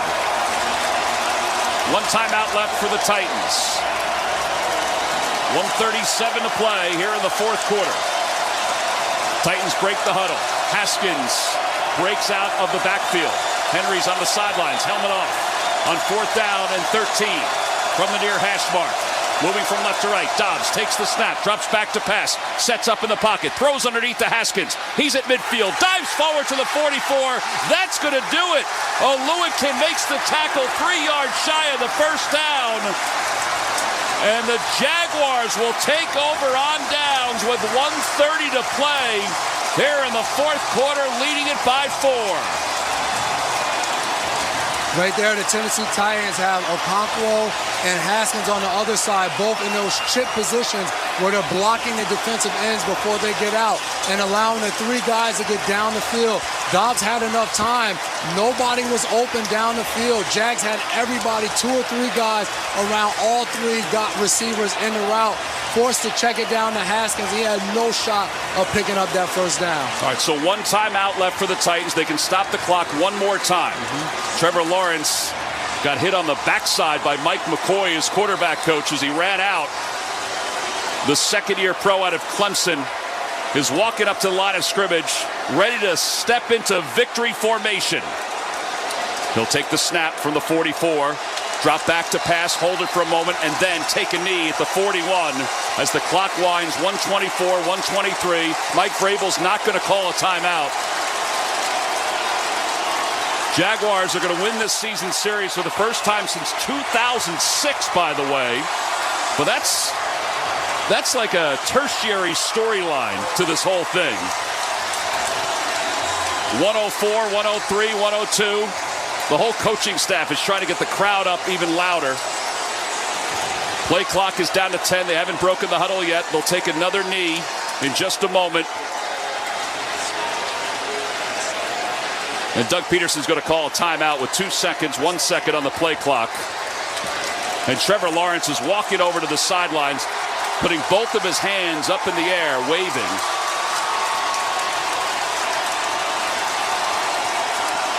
Just such a nice scene right here for Jacksonville, for the people here. They're going nuts. This young Jacksonville Jaguars team, they said earlier in the year, Doug Peterson said to them when they were struggling, they're 2-6, it was as if he had a crystal ball. He said it's going to come down to week 18. We're going to be playing in the last game that matters. And give these players credit because they believed it. That's the only way a turnaround like this happens within a season. The guys have to come together and believe.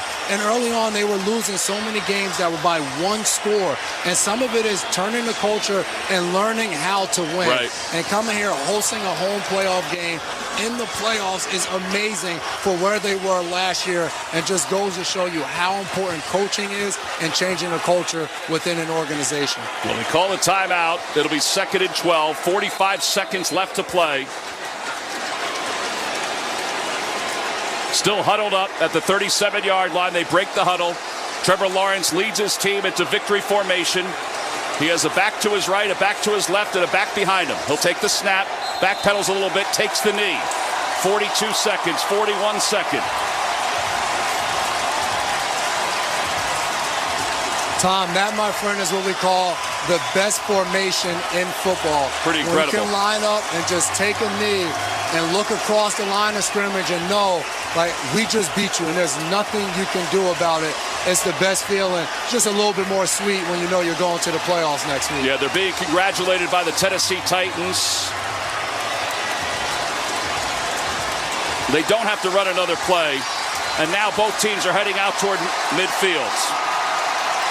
From 3-14 last year and the number 1 overall pick and last place in the AFC South, the Jacksonville Jaguars have turned the NFL on its ear and have knocked off the Tennessee Titans 20-16 to win the AFC South and become one of the Cinderella stories in the National Football League from one year to the next.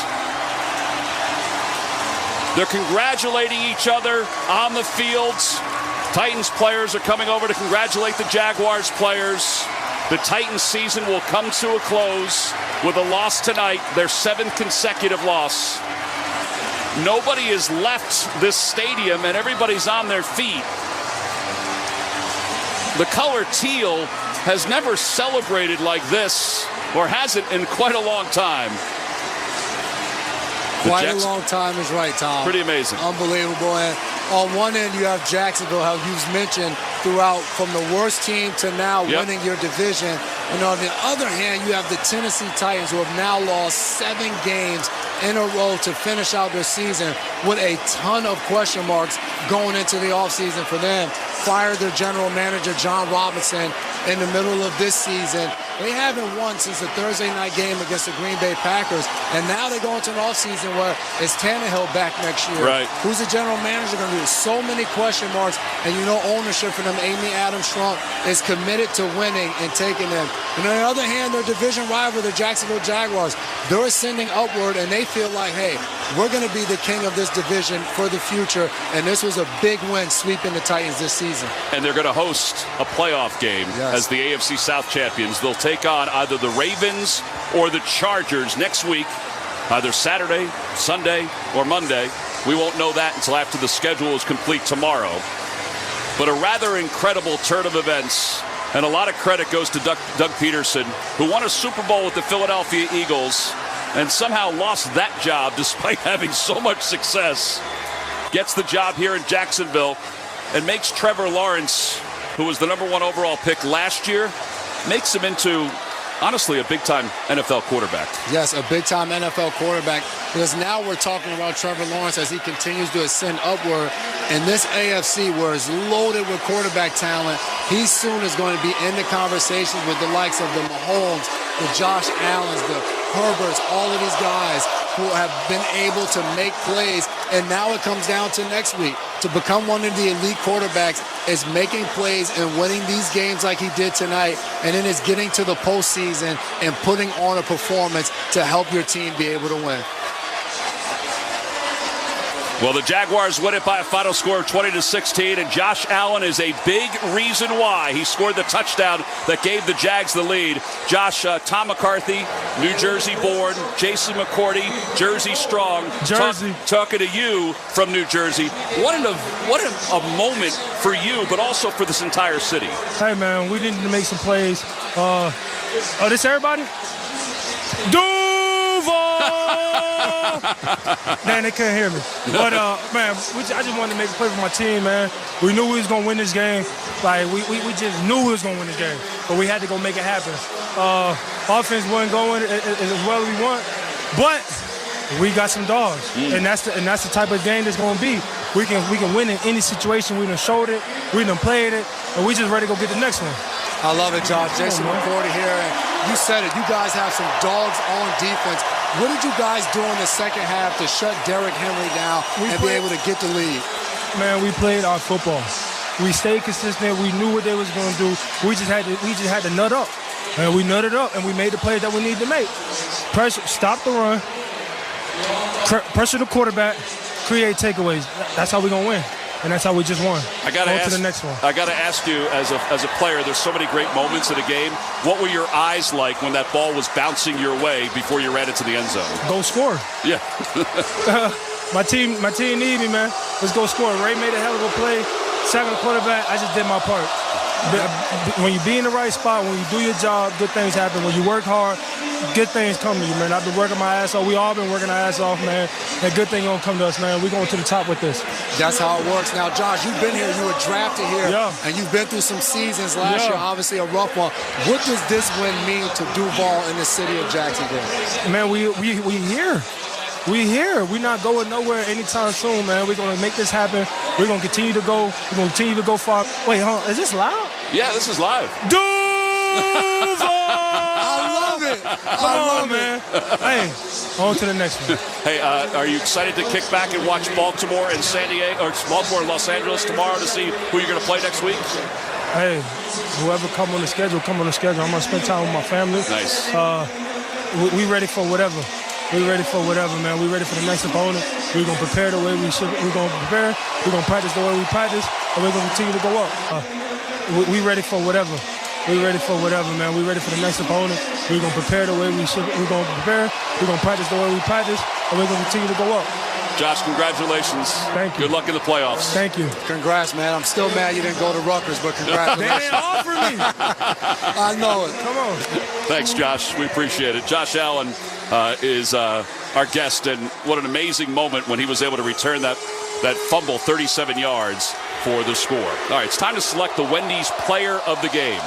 What do you think there, Jay? Can we go in any other direction other than Josh Allen? He leaves our interview, then goes on the microphone in the stadium and is yelling Duval. He is fired up. Josh Allen tonight, 6 total tackles, 1 sack, 2 quarterback hurries, 1 tackle for a loss, a forced fumble, and a fumble recovery for a touchdown that gave his team the go-ahead score, which held on to it to win that game. Josh Allen, second half, was just a wrecking ball, being able to make plays when, like he said, the offense slowed down, the defense stepped up, and he led the way. Well, he is the player of the game, sponsored by Wendy's with a Peppermint Frosty. Time to enjoy yourself this holiday is built in.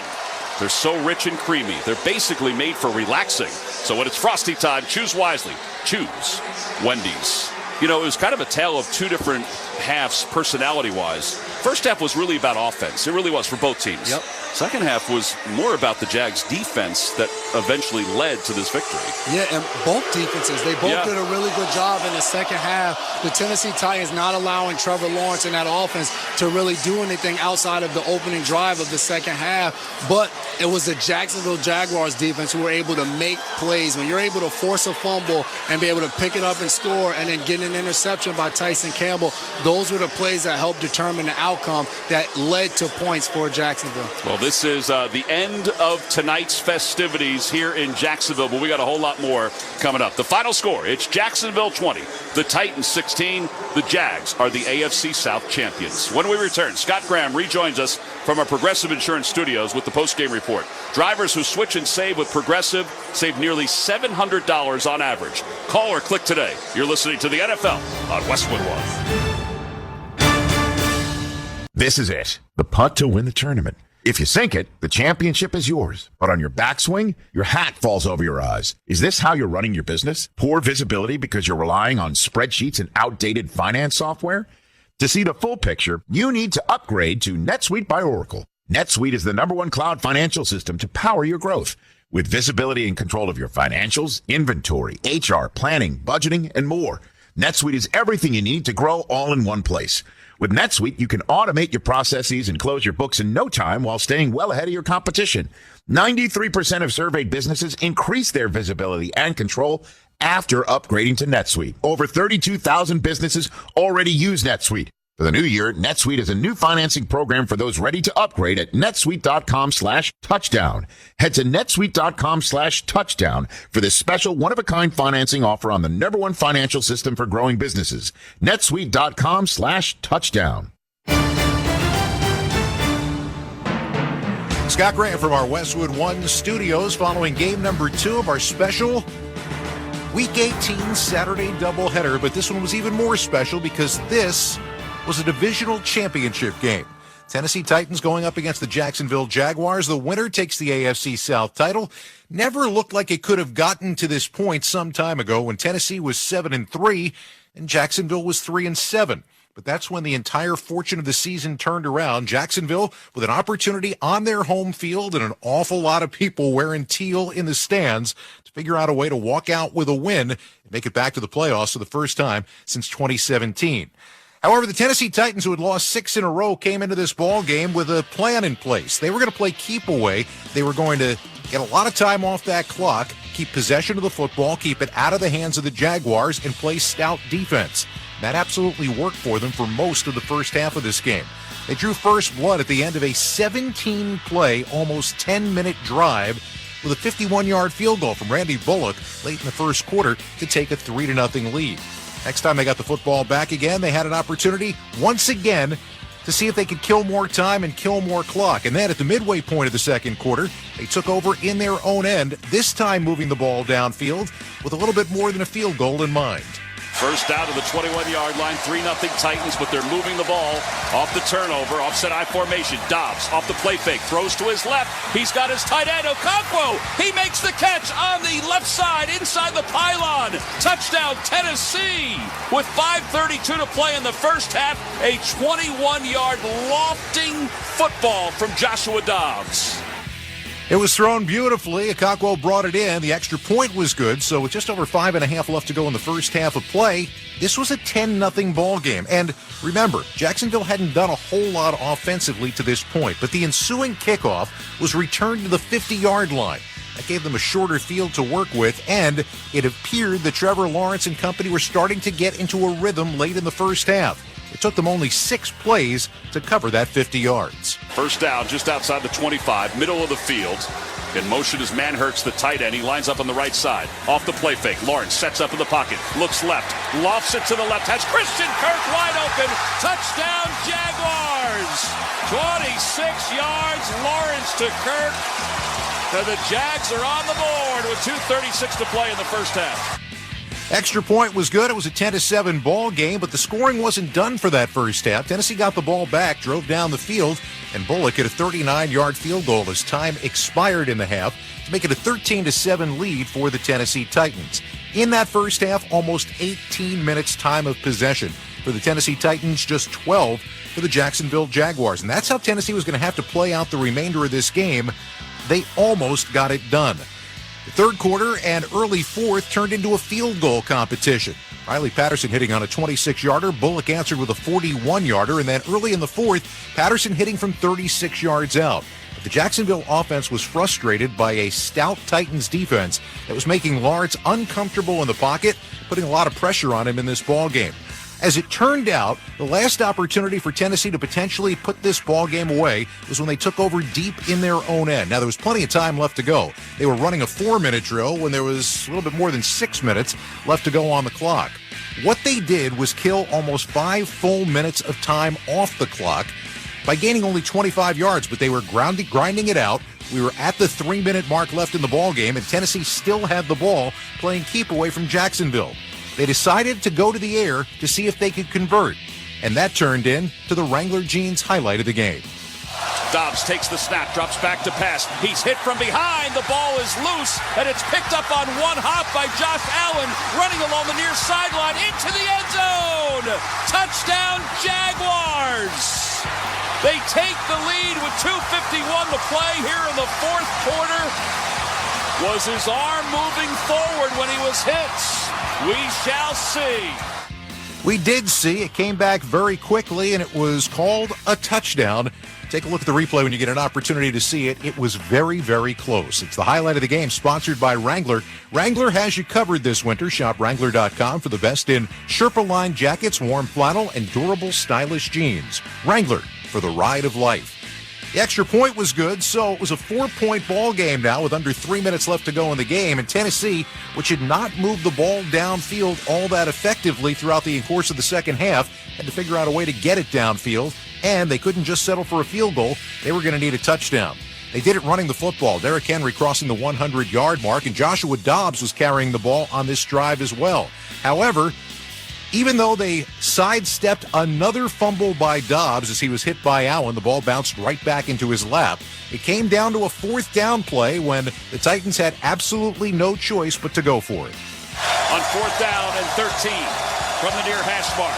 Moving from left to right, Dobbs takes the snap, drops back to pass, sets up in the pocket, throws underneath to Haskins. He's at midfield, dives forward to the 44. That's going to do it. Lewington makes the tackle 3 yards shy of the first down. And the Jaguars will take over on downs with 1:30 to play here in the fourth quarter, leading it by 4.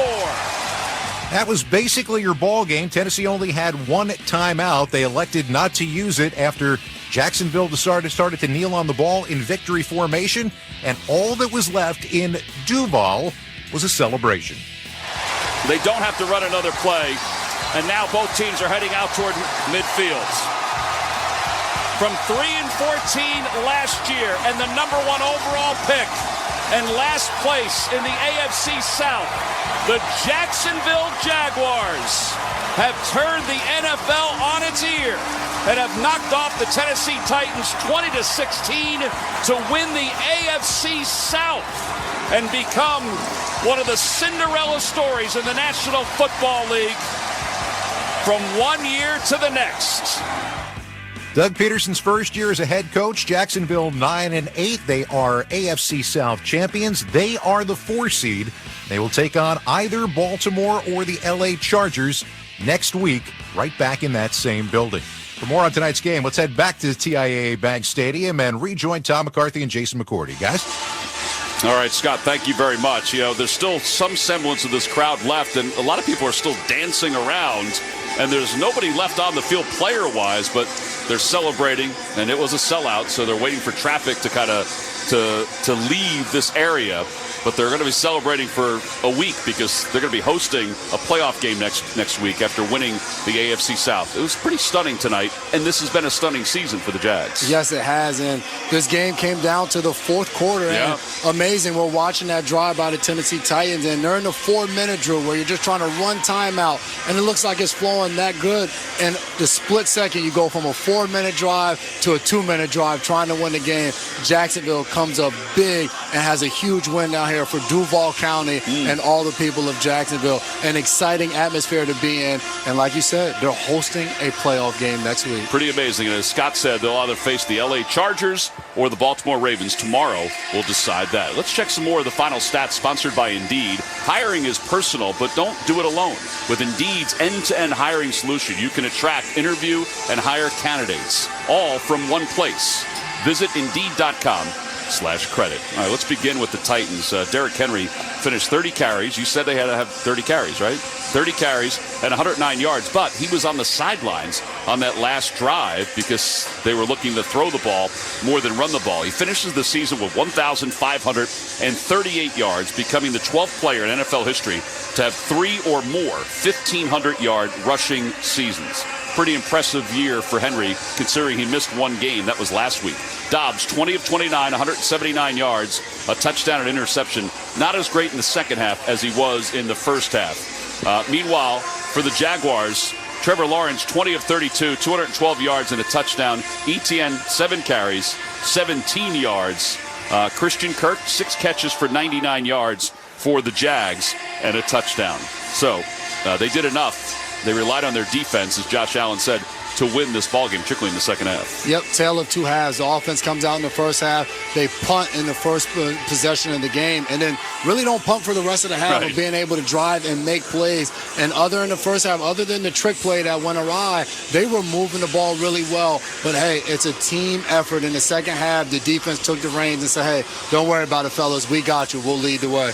Well, speaking of moving the football, time to select our AutoZone drive of the game.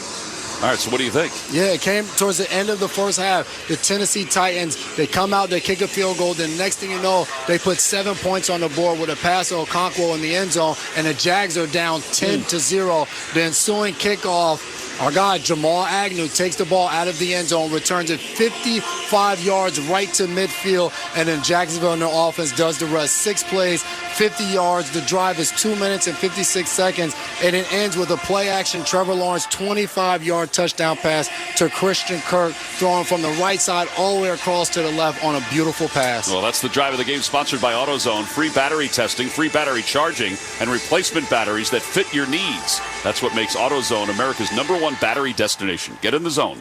AutoZone. We're going to talk about the Titans in just a minute, but what about the Jags and what their prospects are against either the Ravens or the Chargers next week? Yeah, and I think for a fan perspective, we'll love to see them go against the Chargers. Chargers, another young offense with a stud at quarterback and Justin Herbert and some weapons on the outside, Keenan Allen and Mike Williams. And you can just see a game right here in Duval County at TIAA Bank Stadium where it's just offense explosive going back and forth. And on the other side, the Baltimore Ravens, we don't really know what we're going to get from them. Lamar Jackson hasn't played in a while, and we saw Snoop Huntley in there under center, and the offense has looked extremely stagnant, but their defense has stepped up and played really well. And Jacksonville and Baltimore had one heck of a game earlier in the season where Trevor Lawrence brought his team back. So I think for this Jacksonville team, they don't care who they play. We heard Josh Allen say, bring them on. We're excited to be here in this moment and playing a playoff game. All right, meanwhile, for the Titans, that's it for them. A good year for Derrick Henry, but Tannehill going down probably really hurt their cause this year. Yeah, without a doubt. And they drafted Malik Willis in the 3rd round and obviously knew that he was going to need some time to develop. But with the Tannehill injury, he was thrust into the fire and just really didn't perform perform and were forced to go out and get Joshua Dobbs, who did a really good job. Tonight was his 17th day of being with the organization, and he started with an opportunity to go to the playoffs. So a lot of question marks for the Tennessee Titans here going into the offseason. They have to find a new general manager, and they have to figure some things out. Do they keep Tannehill? What's the next move? It'll be a lot to see what happens with them. All right, we know that the rest of the story will unfold tomorrow in the National Football League. But for now, after the Jaguars have won at 20-16, let's go back to Scott Graham in our Westwood One studio. Scotty? All right, thank you very much, guys. The Titans go down, as we said, to a 7th straight loss. Their season is now over. Their head coach, Mike Vrabel, talking to the media after the game. Really good about where we were at. Obviously, we, played with great effort. Kept answering. When the offense needed to answer, they did. When the defense needed to, they did. And they just, made a play there at the end. And that play there at the end, the fumble return for touchdown, was the difference in the game as Jacksonville wins it by a score of 20-16. When we return, we're going to take a look back at what happened in Game 1 of our doubleheader. This is Westwood One's coverage of the National Football League. Stay up to date with all things Big Ten. Weekdays from 8 to 11 on Big Ten Radio. The Big Ten, for so long, it was Ohio State, and then it was a massive gap. I think Big Ten as a conference is in a much better place. Michigan's there. Watch out for Penn State. Minnesota has quietly put together some really, really successful seasons. A lot of great coaching hires. You add in USC and UCLA. Watch out, baby. Big Ten conference is a force to be reckoned with. Big Ten This Morning on Sirius XM Channel 372. The magic of the FA Cup is on Sirius XM FC. Don't miss a clash of giants this Sunday. It's Manchester City's scoring machine. De Bruyne, left foot shot, so easy, so good, so clinical. Against a star-laden Chelsea side. Through for Kai Havertz, that is a stunning second goal for Chelsea. Don't miss the FA Cup on Sirius XM FC. Coverage kicks off Sunday at 11:30 Eastern on Sirius XM FC 157 and the SXM app. The magic of the FA Cup is on Sirius XM FC.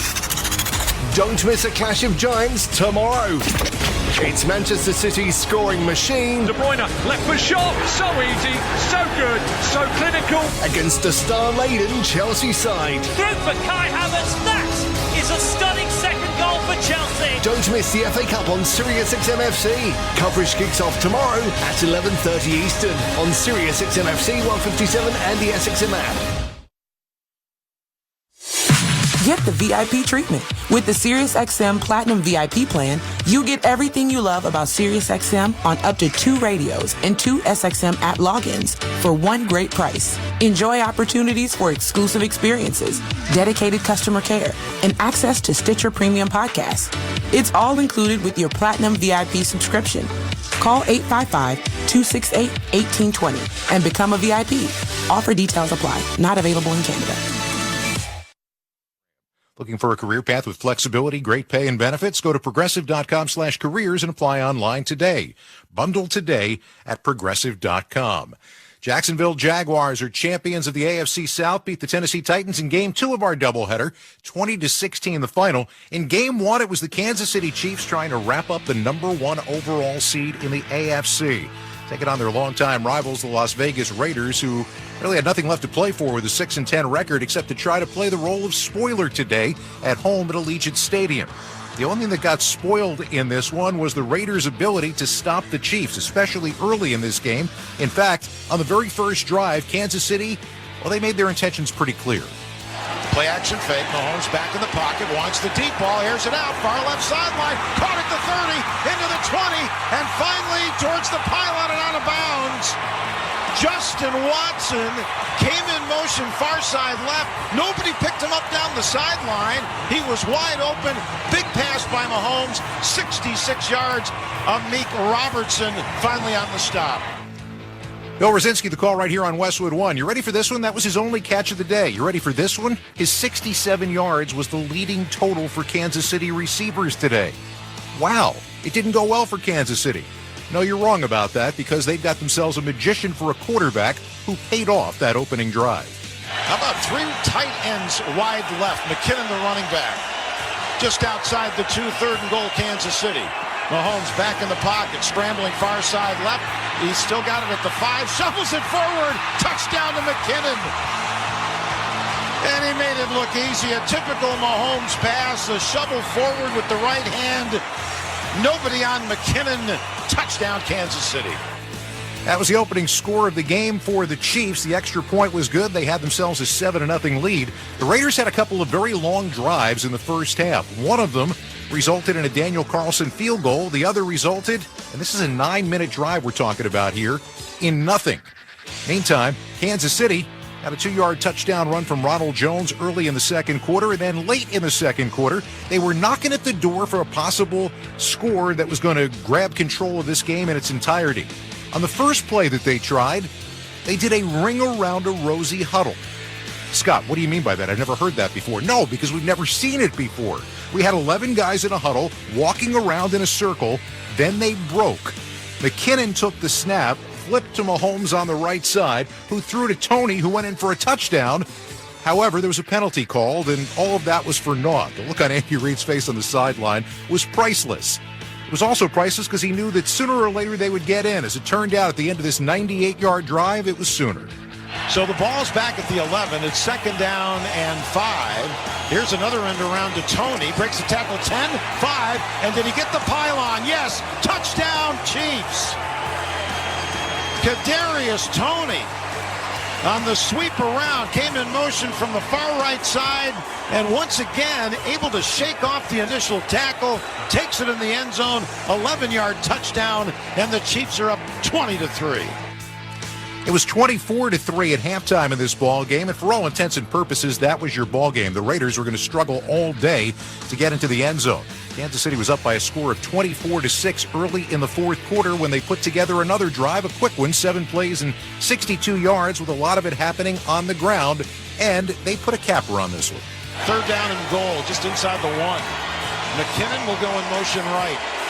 Mahomes, little counter play up the middle. It's a touchdown for Pacheco. Easy drive that started at their own 38. And 7 plays later, they're in the end zone, and the Chiefs are out all over the Raiders, 30-6. That looked a lot like the counter they ran to Kadarius Toney earlier in the game, except this time it goes to Isaiah Pacheco when he gets in on the scoring spree. You get a touchdown, and you get a touchdown, and you get a touchdown, Isaiah Pacheco. I'll tell you what, Ross Tucker, you're right. They shared the wealth today. 4 different Chiefs score a touchdown, and they win it with ease, 31-13, to improve to 14-3. But most importantly for Kansas City, they are the number 1 seed in the AFC. What that means is definitively a first home game in the divisional round. They're off next week, and then we'll find out, based upon what Buffalo does tomorrow, whether or not they have a chance to host the championship game if they win at Arrowhead Stadium, or if they were to play the Bills, if that would be a neutral site game.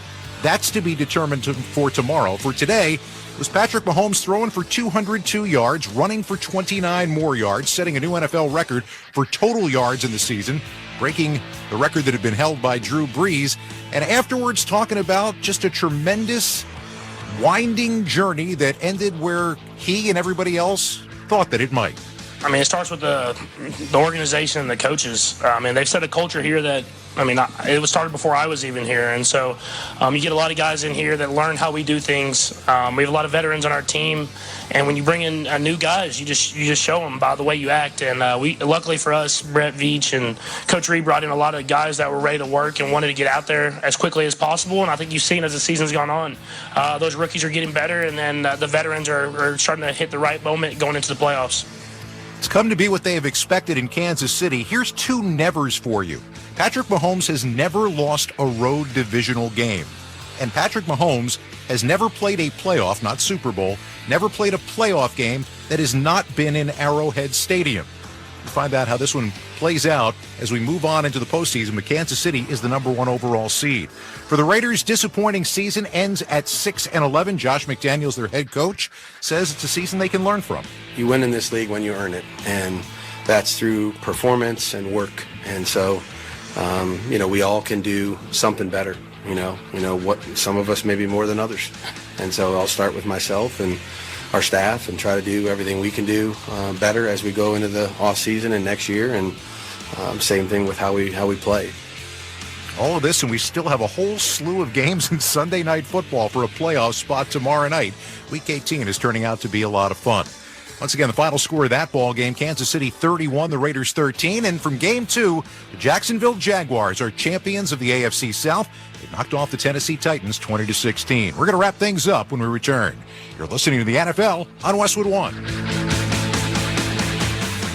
When people have a craving to explore new and traditional Asian cuisines, they head to P.F. Chang's, where scratch-made dishes come from the 2,000-year-old tradition of wok cooking. P.F. Chang's wanted to explore new possibilities for their website. They turned to AmericanEagle.com. AmericanEagle.com re-architected P.F. Chang's website, integrating multiple third-party systems to create a unified digital experience. The results? Improved page speed and performance, personalized content based on users' location, intuitive online ordering, an increase in organic search visibility, and a 40% increase in new users. For scratch-made Asian cuisine, visit your local P.F. Chang's or go to pfchangs.com for website design, development, digital marketing, and hosting that produce efficiency, revenue, and results. Visit AmericanEagle.com. P.F. Chang's and AmericanEagle.com. Another example of the best businesses in the world, turning to the best in the business for websites. Go to AmericanEagle.com or call 877-WEB-NOW1. That's 877-WEB-NOW1.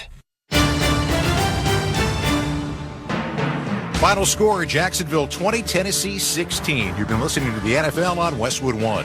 Tonight's broadcast has been sponsored by Barbasol Shaving Cream, by NetSuite by Oracle, by Progressive Insurance, by AutoZone, and by NFL.com. I want to thank our crew for this evening. Studio coordinator Art Martinez, studio producer Brian Finkelstein. Production assistance provided by Mark Carnival and Colin Lacey. Our statistician Sean Badger. Our spotter Michael Garland. Engineer Jack Maldonado. Producer Aaron Cummins, coordinating producer Mike Eby, the executive producer of Westwood One Sports is Howard Deneroff. Join us again tomorrow. It's the season finale of Sunday Night Football and the final regular season game of the 2022 year.